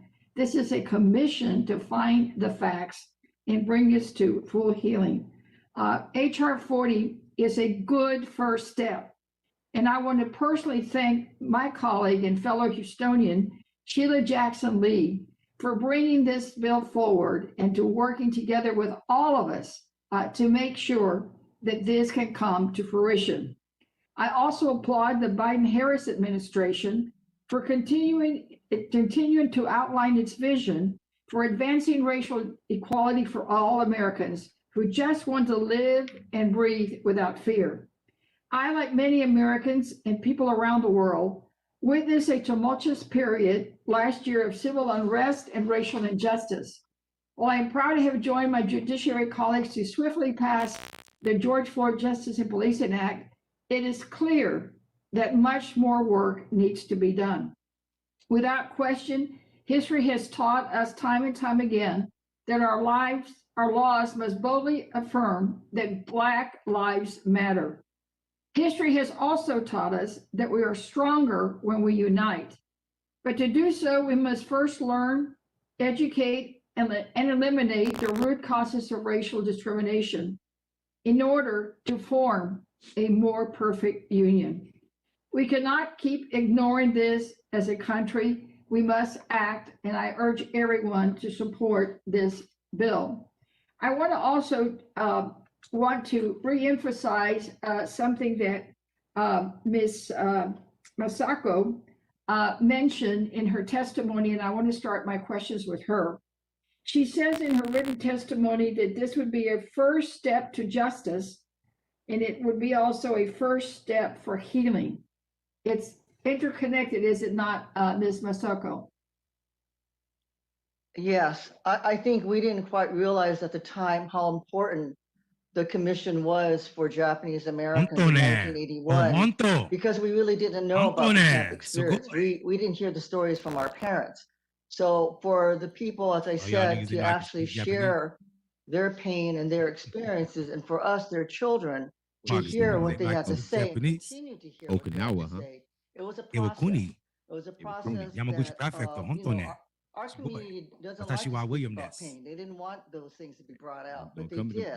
Don't come to my clinic. We're still actually working on healing as a community. I ain't got no time to be fixing up no 40 years later from that, it opened the door, and it helped us to understand what happened and why our parents were the way they were, why we felt the way we did about ourselves, and why our children may also feel the way they do. So yes, it was a first step towards healing. Well, and I wanted to ask Ms. Weber, in the terms of the California Commission, you say in your written testimony that you can't wait till the federal government does what we need to do. So California now has their bill in place. Do you think that other states need to do that to help build a bigger groundswell of support? Or do you think that both can work in parallel? I think they can work parallel, as we plan to do with regards to the federal bill. But no state should be held back because the feds have not moved forward. This has been a very long journey of 40 years of trying to get this bill passed, HR 40, and through Congress. And you're a much larger institution with a tremendously diverse population and being represented. In California, we had really no opposition to forming a Reparations Commission. In fact, we had bipartisan support for it. And we've gotten overwhelming support from organizations and others who are eager for us to have the conversation about reparations, about the history of California, California's role in enslavement, and to begin to talk about addressing a lot of the issues that we face. We recognize the fact in California that slavery in itself has been so insidious that it has sometimes created issues. And we mentioned that with the George Floyd issue in California, that because of what had happened with the lynchings and the burnings, we had pretty much seared the conscience of white America when it comes to the pain of African Americans. And we have to basically recognize that fact, that we can actually see harm done, see the devastation, and not really respond to it as we do to other groups. I listen to the colleagues talk about unemployment and the unemployment statistics and how it's gone down. Well, anything that's large, when it moves, is going to have a greater percentage of movement than something that is small. So if you've got unemployment of 3, 4, 5% in your state, and we have always had double-digit unemployment of African Americans in this country, well, when it moves, it's going to look significant. It's going to look like a 50% drop. Yet it's still a double-digit unemployment that's there, and an injustice that continues, as we recognize in California. So We plan to move forward. We are moving forward. I shouldn't say we plan to. We are moving forward. We hope that at some point what we do will be informative to the federal government. But if the federal government decides that it's going to do this, we hope to be able to complement it with what is happening in California, because California is so far away from the South. We think that it doesn't have an impact, and yet it really does. Thank you, and I see my time is up, so Mr. Chairman, I yield came back. with the receipts, bro. Thank you, Ms. Garcia. That's right. Sis came with the Our next receipts. panelist is Corey Bush. Representative Bush, you're recognized for 5 minutes. Hey, turn up. Corey Bush. Right. St. Louis, and I thank you, Chairman Cohen, for convening this important hearing. And want to say thank you to the leadership of Representative Sheila Jackson Lee on this. I really appreciate you. I come as one, but I speak as many. I bring with me today my family, James E. Bush, Vera Bush Whitley, Ulysses Blakeney, Clifton Blakeney, and generations of Black men and women who have labored on this land, who have fought for this country, and to whom our country is deeply indebted. My story is a story of survival. It is a story of my ancestors who were enslaved in Mississippi and South Carolina. It is a story of the Great Migration, the mass migration of 6 million African Americans out of the rural South. When white farmers traveled to the West in search of land, they were granted 160 acres of free land through the Homestead Act. My family was denied the promise of 40 acres and a mule in the aftermath of the Civil War and the start of Reconstruction. My story is the story of a great-grandfather who served this country in World War I and a grandfather who served this country in World War II, only to be discarded by their government as they suffered through trauma and the wounds of war. When white soldiers came back from fighting abroad, they were given housing preferences and education subsidies. My grandfathers, Ulysses and Clifton Blakeney, were denied those benefits. My story is a story of men and women who fled violence, who were stripped of their rights and protections, who were left out of GI Bills and New Deal subsidies. The violence my family withstood from one generation to the next was not isolated. It was systemic, it was structural, it was political, backed by legislation passed by this very body to deny descendants of enslaved people economic and social opportunity. Underlying the generational trauma and exploitation is a government that abandoned its role to protect its own citizens, a government that refused to even acknowledge the humanity of my ancestors, a government that to this day refuses to acknowledge or atone for the wrongdoings of white supremacist violence. The federal government must account for its ongoing role in perpetuating, supporting, and upholding white supremacy.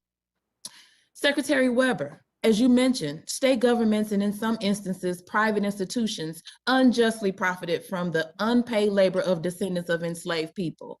Why is it still necessary for the federal government to play a central role in restoring the harm of slavery and its aftermath? And what can the federal government learn from states' efforts?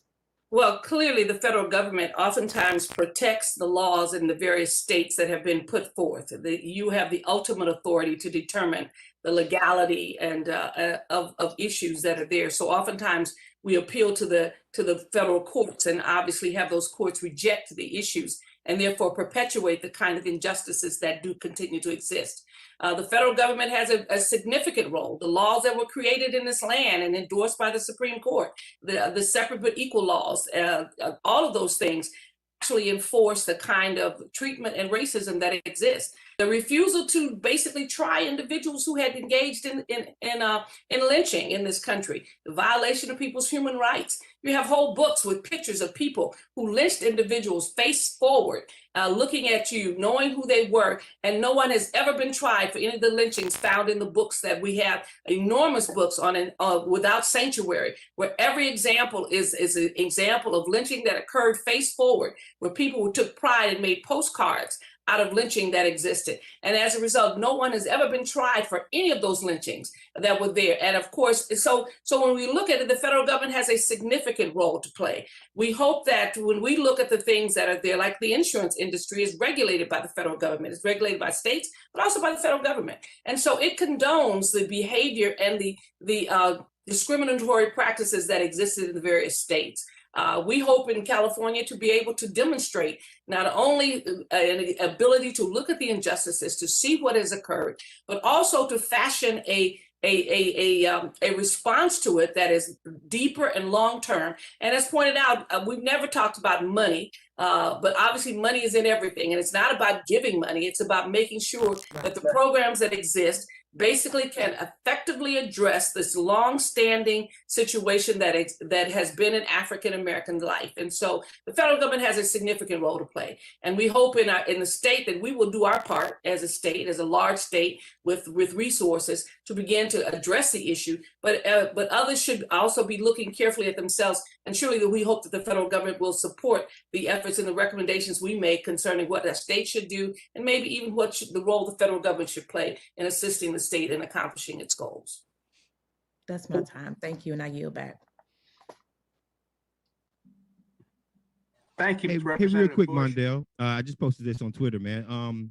You know, it's interesting how many people, how many organizations, how many human beings have just last month wanted every Black person in the state of Georgia to come out and vote.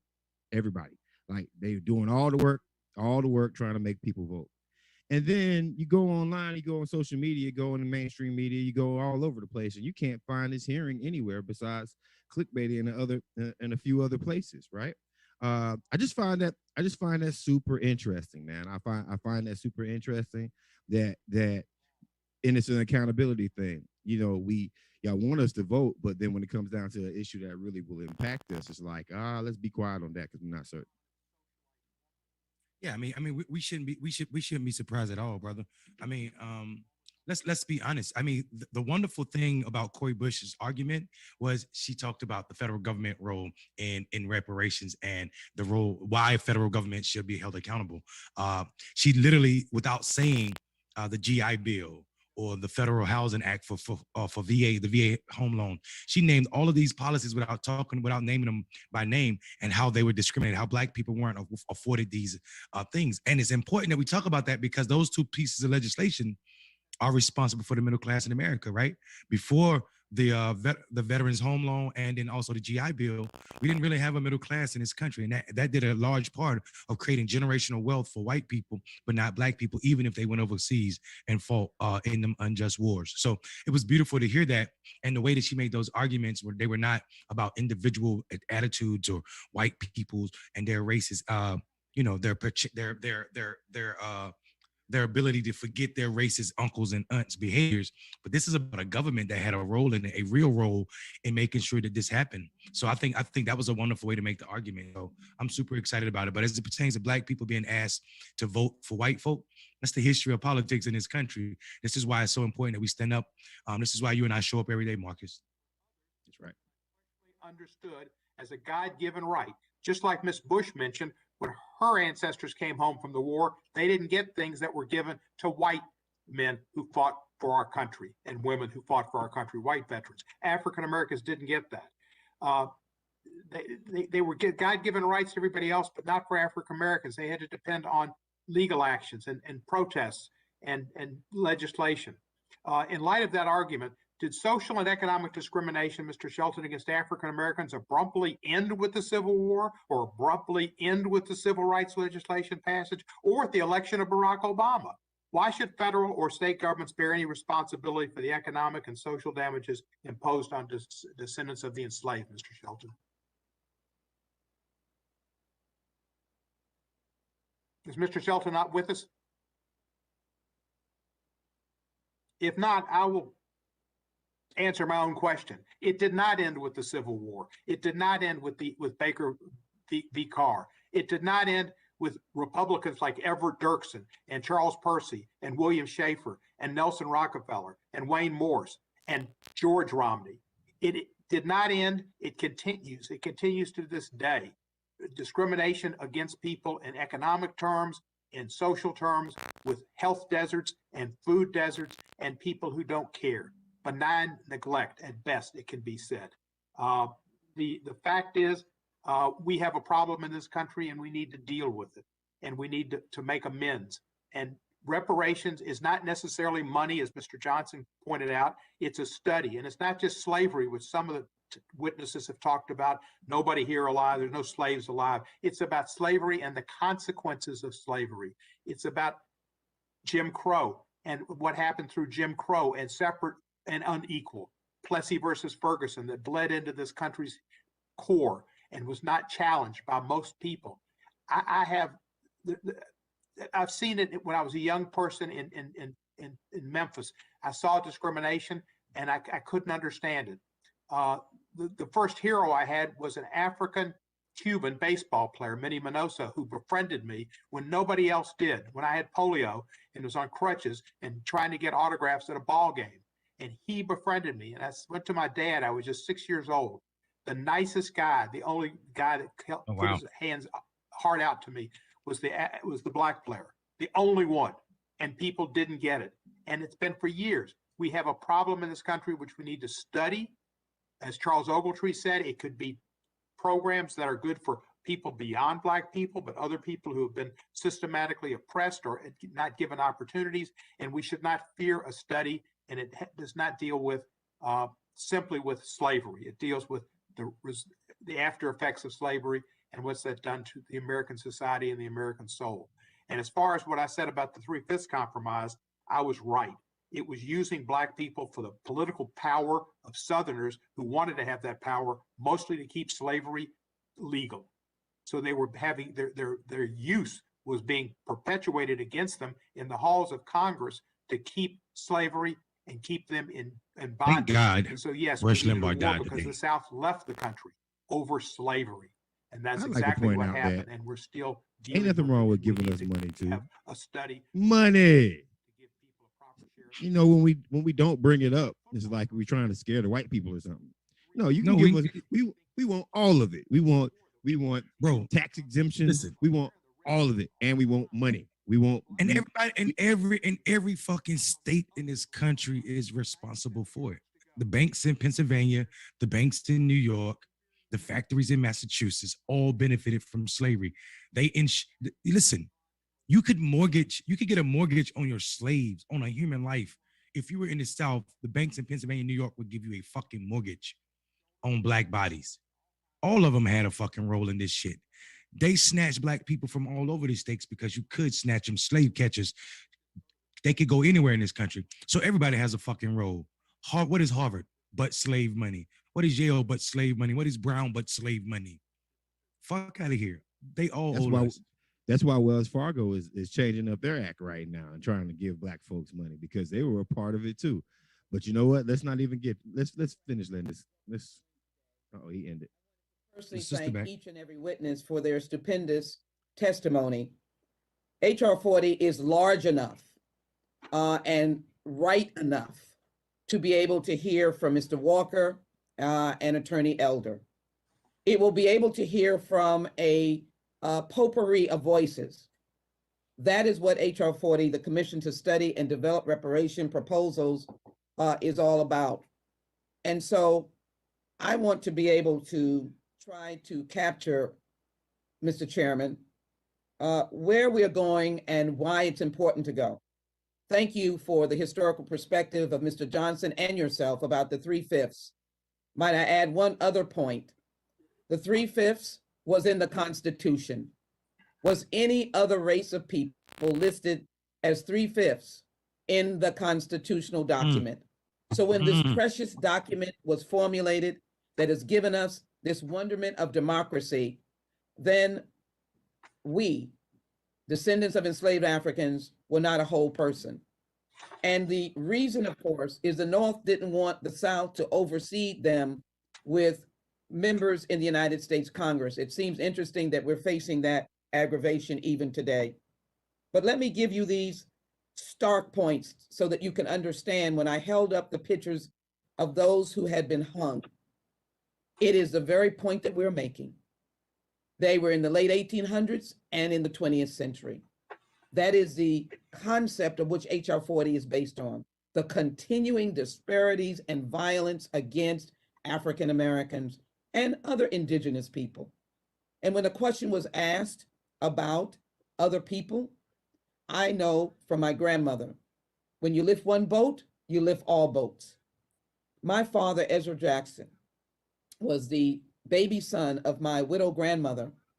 3 uncles went to World War II. I can assure you, when they came back, they did not have access to the GI Bill. They were redlined. They frankly went home to live with mother. The youngest son was a brilliant cartoonist, an artist. He was asked to work for the major cartoons comics on Madison Avenue in New York. But when the white soldiers came home, this young man was relieved of his dream and never again for another 30 years was able to work back in that industry. He was summarily fired because of his skin color. And so HR 40 is the presence of the continuing sting of disparities. It is the evidence of the fact that school populations of Black and brown children receive $23 billion less in funding than white school districts. It is the evidence that end-of-life care for Black Americans is $7,100 more expensive for Black individuals. It is the fact that Black people are more than 6 times as likely as white people to languish behind bars for possessing drugs for personal use, even though Black and white people use drugs the same. In fact, the concept of mass incarceration was on the backs of Black men and women in the state and federal prisons.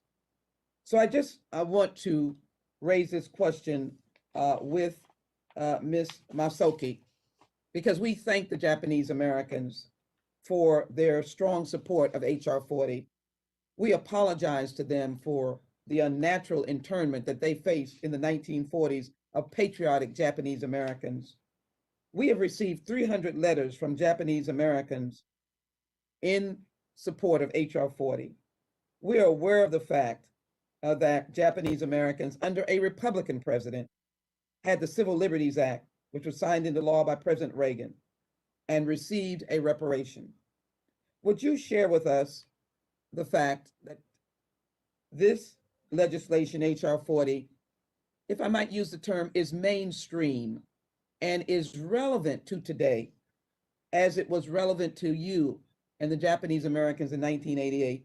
HR 40 is mainstream. Introduced this bill, and I'm glad in his leaving the Congress, he was kind enough to pass to me his legacy and ask me to carry this bill. Ms. Masoki, if I've got it right, would you share with that point about the support of Japanese Americans and these 300 letters and Nothing is wrong with the feeling that came over you payment. in 1988 Nothing at all to receive the Civil Liberties Don't Act? ever get that confused. Signed by the a gaslighting Republican because president. They want to make it an economic issue. I think that our community mobilized very quickly to submit those 300 letters, and I am really proud of our community because I think we understood and understand the lesson of redress and of the Civil Liberties Act, and that is solidarity with others, and to communicate the fact that you said, yes, it is mainstream. We won redress in 1988, and we didn't think we could, but we did with support of the whole country, enough to pass. And we thank the African American community and other communities who came in solidarity with us. But this government paid redress out of its treasury to people that were victimized in 1942. So it is something that can be done and should be done. We wholeheartedly support HR 40 and want to continue to support and see that it passes, because it's for the passage of Civil Liberties Act of 1988 meant a lot to our community. It meant that we could hold our head up high to say that our government apologized, was accountable, and that we were not, it was an injustice. It acknowledged that and continued to educate people today around that injustice. Thank you. Thank you. Let me have my last question to Ms. Heath. The Harvard study has reaffirmed the fact that documented, peer-reviewed document that indicated that in fact, if reparations had been implemented before COVID-19, we might not have had this definitive and deadening and deadly imbalance. And so we know that the U.S. Centers for Disease Control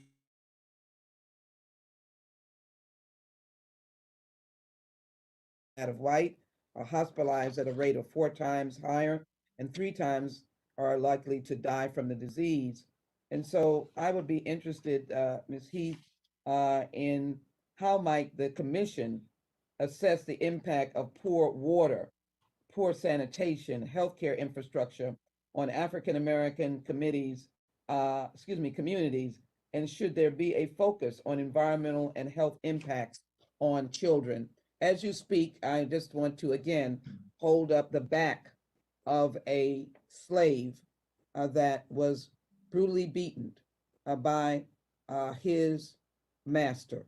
And so that pain, that brutality continues. Ms. Heath, would you answer that question, please? Thank you for the question, Congresswoman. You're absolutely right, and thank you for citing and lifting up the Harvard medical research. Were administered, the gaps of infection as well as deaths would have been closed for the Black community, but more broadly for the U.S. And I think that speaks largely to this message of slavery and the denial of healthcare, which came, in the institution of slavery, but thereafter in the form of other federal policies, segregationist policies, such as redlining, which happened in 239 cities across the U.S., which basically divided communities along race and class lines and made those resources historically have been disinvested in those communities, particularly low-income and Black neighborhoods. So we absolutely need to look at healthcare specific reparations remedies. As you know, the same disease is going around and affecting all of us, but some of us are dying and being affected more. And that means we're looking at life expectancy rates within the US and being Black people being 4 years less likely to live. There's also rates of asthma, heat stroke, diabetes, obesity, maternal health care, access to prenatal care that would help assist in terms of preventing preventable diseases and preventable deaths. And so that's why we need healthcare reparations specific, because Black people are living in poor neighborhoods, attending lower resource schools, as well as lower quality healthcare facilities and hospitals with higher rates of ambulance use because there's no access to a broad range of practitioners that are dealing with these healthcare issues. So there's going to have to be a wide range of look at discrimination as a result of several government federal policies. Point of order. Point of order. The gentlelady from Texas is going over time. Is it possible I get 2 minutes to conclude also? Yeah, Mr. Cohen, Chairman Cohen, Yeah, I've got a menagerie of devices here, but Mr. Owens, you'll be recognized for 2 minutes afterwards. Thank you. Thank you so Ms. much. Lee, are you about finished? Thank you, Mr. Cohen. Mr. Howard wanted to comment. Would you be kind enough to indulge Mr. Howard, who wanted to comment at this time? Then I'll complete my remarks. I will indulge you. Thank you. All right, thank you. And I know Mr. Owens will have his time as a ranking member. Mr. Howard, may I pose to you a question that responds directly to the picture that I'm holding of a brutalized slave who shows the webs of the beating of their master, and note the term that I use, that was the terminology that slaves were subjected to. They were the slave, and then they were the masters. And that's what we had here in this country, of which we have never received an apology or a response. I want to yield to you and say, we're not asking our neighbors to do anything. We're saying to the federal government that it was sanctioned. This is a legal commission to go through legal process of how we address these issues. But would you just address this, and then I will close. Mr. Howard, you want to address this now? Thank you, Congresswoman Sheila Jackson Lee. That picture, most people may have seen that picture and some may have not, but that picture is a picture of a man by the name of Gordon. Gordon received that beating at the time of the Civil War. And after he healed, he escaped enslavement and found his way to a Union Army camp. And it was there at that Union Army camp where that picture was taken after his examination to be enlisted into the Union Army to fight for the freedom of 4 million other of his enslaved brothers and sisters who were shackled in America. And after joining the Union Army, Gordon went out on patrol and was beaten a second time and left for dead, but found his way back again to the Union Army and participated in one of the first major, the first major battle in Louisiana that was won by Black Union soldiers. So it's in that spirit that we continue the struggle to be repaired today, in the spirit of Gordon. And I just wanted to lift up his name. Thank you, Congressman. Thank you. And let me conclude my remarks by thanking Secretary Weber, Professor Ashumi, Mr. Howard, Mr. Masuki, Ms. Heath, and Mr. Shelton, and conclude my remarks with these simple statements. We have a wonderful group of members. I want to acknowledge Congresswoman Bush in my closing remarks. And the reason is because she had great experience in Ferguson. I went there when Michael Brown was brutally killed and racially profiled. It wasn't in 1855. It wasn't in 1822. It wasn't in 1799. It wasn't even in the 1950s. It was in the 21st century. Mr. Brown was racially profiled, a young man headed to college, playing football, racially profiled. When we pierced the veil of that city, Ferguson, we found out that the whole community had been racially profiled. The whole city was basing its income, its revenue on fines and fees from African Americans, continuing disparities, and I say continuing remnants of slavery. So I thank Congresswoman Bush for her leadership in that fight. I'm glad she is here, but that is a very prime example of what continues to happen in the 21st century. I believe good Americans, and they're everywhere. This is a good country. It is a special country. It is a country that loves democracy, will welcome H.R. 40 and the healing, reparative aspects of this commission. And so the final question to all of us is why we can't wait. And Robert F. Kennedy asked the question when he was asked, when people ask me why, I ask why not. That is what we're saying today. When people ask us why, I say why not. And when they ask us what time, I say why we can't wait. I'm delighted to have had this opportunity, and I yield back. Thank you very much. Mr. Owens, you've been patient, and if you would like 2 minutes, 3 minutes, 4 minutes, even 5 minutes, you've got it. First down, 10 yards to go. Yeah, here we go. Recognize these niggas don't need no money. Thank you, Mr. Chairman, and I love the football analogy. It's something I still relate to years later. Let me just, first of all, I want to thank Mr. Elder and Mr. Walker for their time, and just give a minute or two, just to quickly, if you have any conclusions that you might want to give, so I can wrap this up on my side. Mr. Walker first, anything that you just want to quickly add before to close this out? Here's T-Pain when you need him. Yeah, we ain't really about to base Tallahassee on this Bama. We know there's some real brothers from Tallahassee that care about black folk. Yeah. Okay. Yeah, the chat is like the Negro fumble. He is a fumble. He trying to pass the mic to Herschel Walker and other guy. He didn't think all the witnesses, just the two that the Republicans brought out, the two idiots. Somebody said, call it a 400-year loss, not a 5-yard loss. Well, I think Cut the coon up. Yes, one of the major thing I asked here is HR 40, as I said earlier, I think it's very, very important. That's foundation. But we go back to our Constitution where I asked the question, why have we not held our Constitution to what it promised to all men?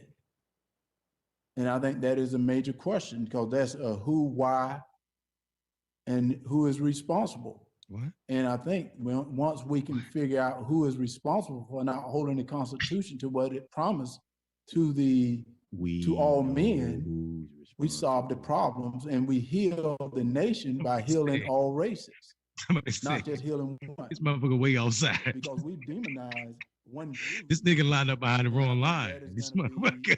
He got on the wrong jersey. He on the. He over there trying to take free throws. She trying to take free throws on the sideline. He's trying to, hey Marcus, he's trying to dunk the football across the field goals. Yeah. 3-pointer. Oh my God. Damn, bro. I can't deal Coach, with this. put me in the game so I can hit a home run, coach. Oh, he go to Black Tomato. 1787, and slavery ended in 1865. So that's substantially less than 400 years. It's also been mentioned that America has yet to atone for slavery. Well, remember that Lyndon Johnson launched the so-called War on Poverty in 1965. He specifically talked about the need to redress past grievances for Blacks. Since then, we've spent over $22 trillion in payments to fight the so-called War on Poverty. Also, Mr. Cohen mentioned the wonderful story about Minnie Minoso. I remember Minnie Minoso. He's a great ball player. I'd like to give you a story too and conclude with this. I was in law school in 1974, 1975. I'm visiting my aunt who lives in Southfield, Michigan, right outside Detroit. And she and I are talking. The doorbell rings. A gentleman comes who's about 40 years old, a friend of my aunt's. And he came in, he sat down as my aunt and I were talking. I was talking to my aunt about the classes I was taking, what I intended to do after I got out of law school. I looked up, and this 40-year-old Black man was crying. I thought maybe I said something to offend him. I looked up and I said, excuse me, did I say something that bothered you? He said, no. I just wanted to be a lawyer too. And I had the potential to do it. I didn't take responsibility. I got caught up in too much jackassery, and I blew my opportunity. I went to school with a lot of young Japanese kids, Korean kids, and Chinese kids. They all had something in common. They busted their butts in homework. You look at a graph of who does homework in America. Blacks are outdone by Hispanics, who are outdone by whites, who are outdone by Asians. There's a reason that Japanese Americans, Chinese Americans, and Korean Americans make more money per capita than do white Americans. They work hard, they don't complain, they take responsibility, and I would urge all of Americans to follow that example. Thank you so much. Mr. Shelder. I This nigga just call us lazy? Yeah. He just called us lazy. Yo, he's one of those. He think he's an They're talking to white people. They are literally talking to white people right now. And white Republicans, not all white people, just white Republicans. I live in a neighborhood where there are no Black people. Huh. Fuck out of here, bro. They actually, I hate that guy too, Jalen. Could not get his postgraduate degree in Texas, where he grew up, because of Jim Crow laws. I ran across a box of letters when he passed away 8 years ago of rejection letters across this country. But what that generation did, they looked at that kind of rejection as motivation. He continued until he got to Ohio State, where he got his PhD in agronomy. His brother got his PhD in economics. He went on, and 2-3 years later is in Africa doing research. Now, I want to ask you, exceptional Negroes, we talking about institutional racism. Middle 1950s were living in Liberia, Africa, and I was a 5-year-old kid at the time, with their parents doing research, traveling around the country. That's because that nation, that generation, took advantage of every opportunity they had, and they never felt sorry for themselves. They were out to win by commanding respect from those who needed to see them win. I don't feel sorry for so myself. Dad came back. He was. I don't feel sorry for myself. I still want. You still gonna give me what the fuck you owe me. Researcher, a great mentor, and the most important thing, he taught us that you work hard. You work harder than the next guy. You start hard. They use the bucks from our community, the ones who run the fastest, and the ones who went to the NFL and got concussions, and now they're the ones who are trying to represent the Black folks, right? They literally are instituting slavery right now on the issue of slavery. Right. True segregation, the KKK, and they did not let it stop them. They led our nation, as I mentioned before, in all the categories of success, because they understood that their kids deserve to see success full-fledged. We need to take the time, instead of. I hate it for Black people raised by these. What's happening today to our kids? What are the policies that's happening in California that makes us such a high misery index in everything you can think of, from education to families to crime? California is a place that should be showing all of us, in terms of a liberal democratic state, of how the policies work. The policies are not working. And at the end of the day, those are policies that we have to look at, not the past, because together we put the right policies where everybody has the same opportunities for life, living, the pursuit of happiness, and we can show everyone how great our country has always been in terms of opportunities and where we're going in the future. So please use my dad's picture, and I'll send it to anyone who needs it in terms of what we're doing today, instead of what happened 200 years ago from strangers we don't know.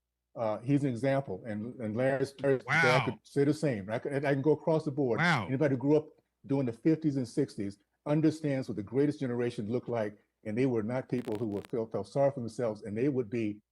You make your generation look like shit. To hear that they've been. And furthermore, like he talking about use his dad picture. Nigga, I don't know your daddy. Fuck you talking about? Use my daddy picture. Fuck, I don't. What I need your daddy picture for? I got my ancestors. I know my. Yeah, I got my own daddy. What you talking about? I got my own daddy. He didn't raise no coon like you did. I keep calling him a coon intentionally. For the reasons it's good that we have such hearings. Thank everybody for appearing. It's an important hearing. Without objection, all members will have 5 legislative days to submit additional questions for the witnesses or additional materials for the record. With that, I declare this hearing concluded and adjourned. Bang. Done. All right. Marcus. All right, Trap Squad. What say you, Marcus? Well. First off, if there was a level of I won versus I lost, the argument for reparations was much stronger because it was fact-based, right? And it's not fact-based where you have to sort of fact-based on a narrative, right? Like the people who were against reparations were trying to utilize a narrative. Also, those coward-ass white people who were trying to get the black people to ask all the questions because they don't want to be seen as racist, right? We have our own well-versed black people that can basically say what we feel, right? But it's not based in fact. If we go back and look at it, I counted at least 8 blatant lies about the black community, about history itself, all the way up to Obama when it comes all the way to right now when it comes down to how we could utilize this whole pull yourself up by the bootstraps mentality when we know that our community hasn't even been allowed to have leather boots because of racism, right? So what I say is very simple, right? This is a good start. What I'm angry about right now has nothing to do with the Republicans or the black guys who are arguing against it. I'm upset with my side of the house right now. I'm upset with us after watching that hearing and hearing some of the most dynamic facts about institutional racism, and they pulling out the big guns when it comes down to systemic racism and why exactly African Americans are owed just to have the conversation and go on a fact-finding mission about racism, about systemic racism, about white supremacy, and about why black people are owed reparations in this country. I'm more mad with us than I am with Republicans because Republicans are going to Republican. We understand that. How we win is we provide a whole system of opposition or a whole system of support for HR 40. But I'm not seeing a whole system of support for HR 40, right? We are watching the same people use the same kind of arguments against HR 40 that they use against Medicare for all, right? Against anything that's going to help out a vast majority of people. If you notice, one of the first statements the Republicans made were socialism. Reparations is socialism. Okay, so now Republicans are literally saying reparations are socialism. Okay, fine. If that's the case, then where's DSA at right now? Where is a Movement for a People's Party? And I'm not trying to knock them. Maybe they're right on this with it, right? But where are all of these people who asked black folks in the state of Georgia and across the nation to vote in November and in January? Where are these people right now? right? Where are the retweets? Where are the pressure? Where are the emails in my inbox after y'all asked me for damn near $1 million in total to donate to some candidate or some cars to make sure people knock on doors? Where are those same email machines saying, go support Barbara Lee? I mean, go support the HR 40 Commission. Yeah. Go support Sheila Jackson. Where are all those emails? Right? Where's my text messages getting flooded by people telling me that we need to make sure that it's not there because they want to utilize, folks want to utilize us for votes, but don't want to take on our issues, right? And then the very left, the super left, right? The ones who claim democratic socialism, the ones who claim socialists, how come they're not allowed as voices for reparations right now? All I'm getting is dead silence on Twitter, Facebook, Instagram. We haven't heard these people even retweet. It don't have to be us. You can have your own thread, but there's no shows on it. There's no conversations about it, right? Even though all of them got something to say about Donald Trump.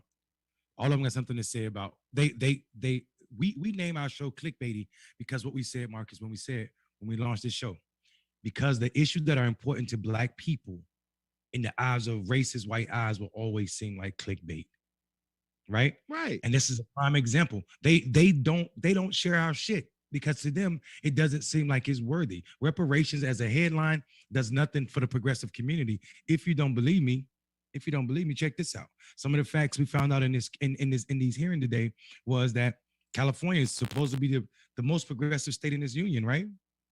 Then how come they locking up Black men at that fucking rate that was explained? 5% of the male population, but 28% of the prison population. And that's what we call progressive in this country. You can be considered a progressive state and still have that type of racism on the books. You can be considered, this is our problem with how we define progressive. Their idea of progressive had nothing to do with you and me and people that look like us. It's about what they want. It's always been about what they want. And the progressive movement, or the folk that people call progressive online, we see that.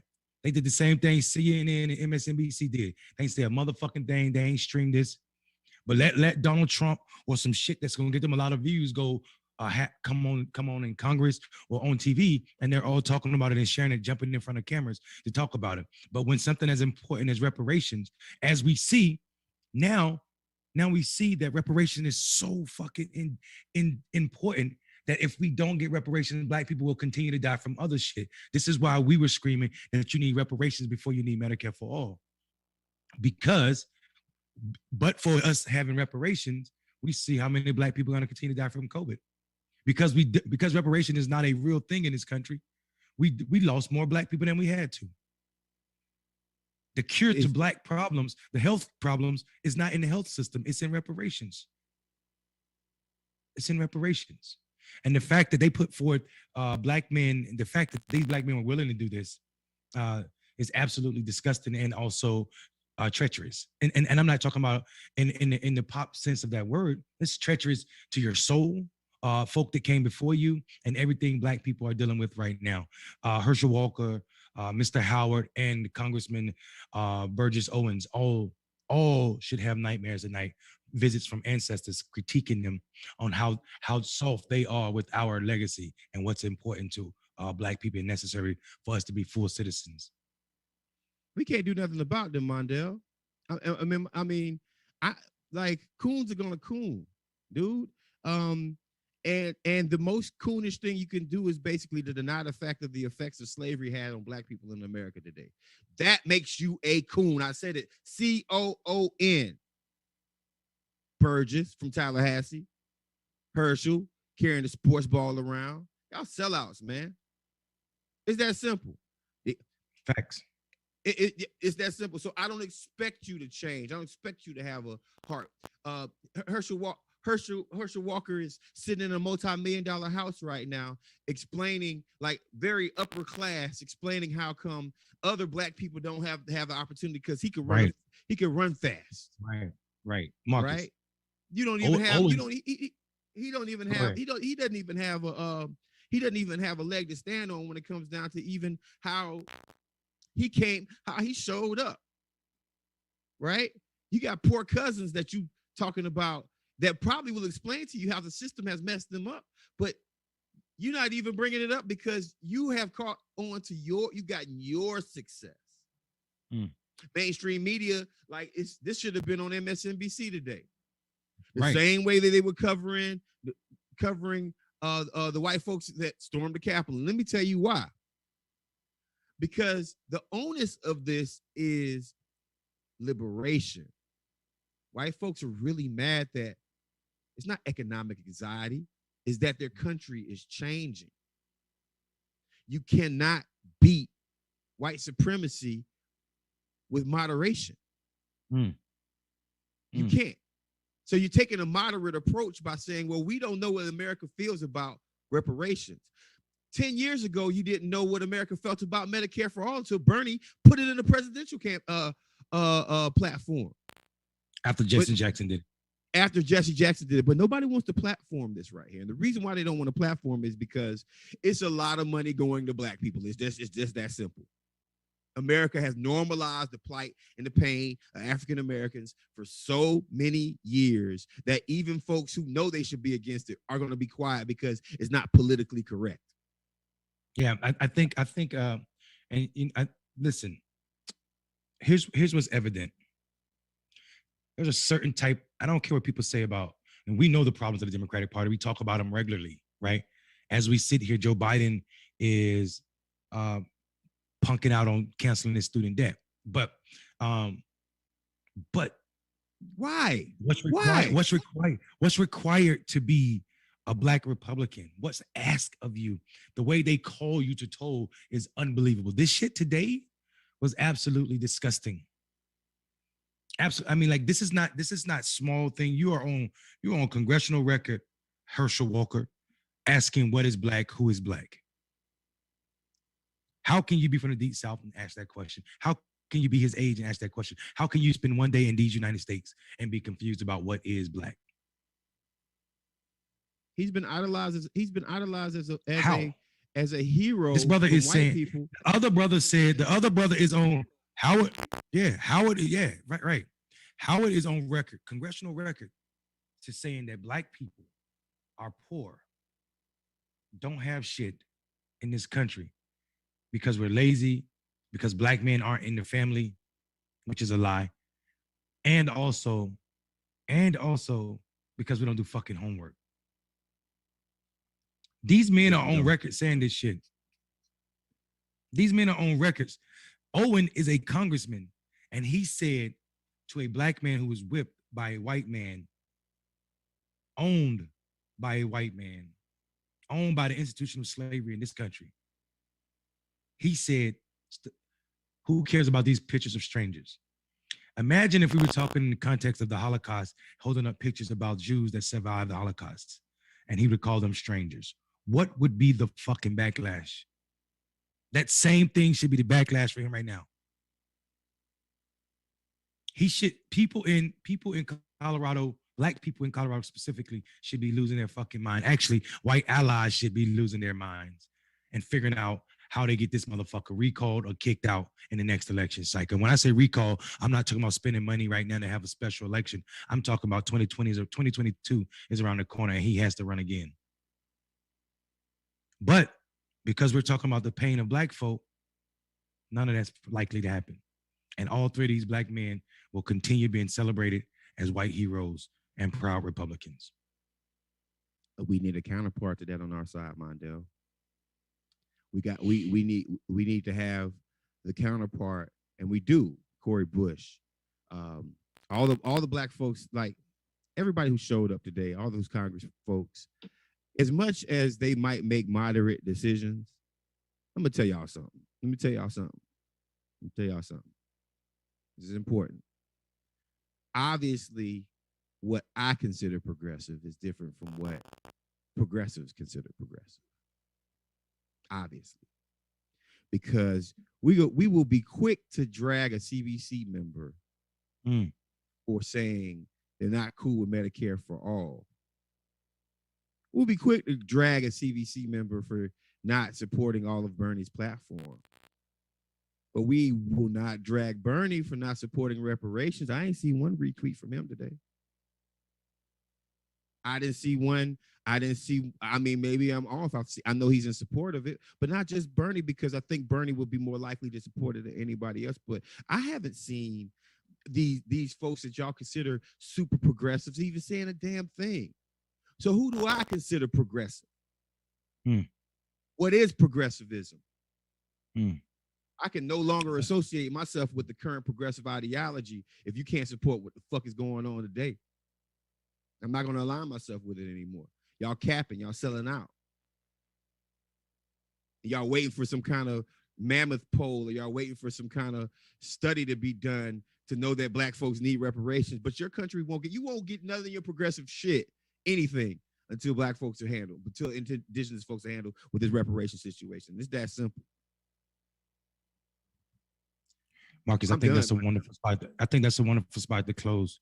We love y'all. Thank y'all so much for riding out with us. We won't be on tonight. Yeah, well, I mean, we gave y'all 3 hours and 30 minutes. We love y'all. We'll definitely see y'all tomorrow. Here's what I will say though. Clickbaity does not belong to me and Marcus. It belongs to all of us. And if your cousins or somebody's missing this, it's your fault. It's all of your fault. Make sure that you know you have like-minded folk, and you have folk that are wrong on some of their thinking. And they should both of those group of people should be watching Clickbaity on a regular basis. Let's grow this community, y'all, in a way that does not require anybody to sacrifice anything.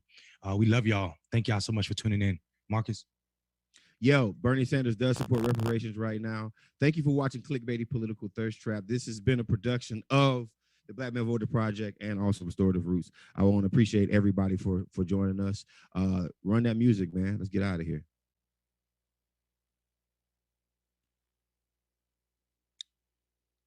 Maybe.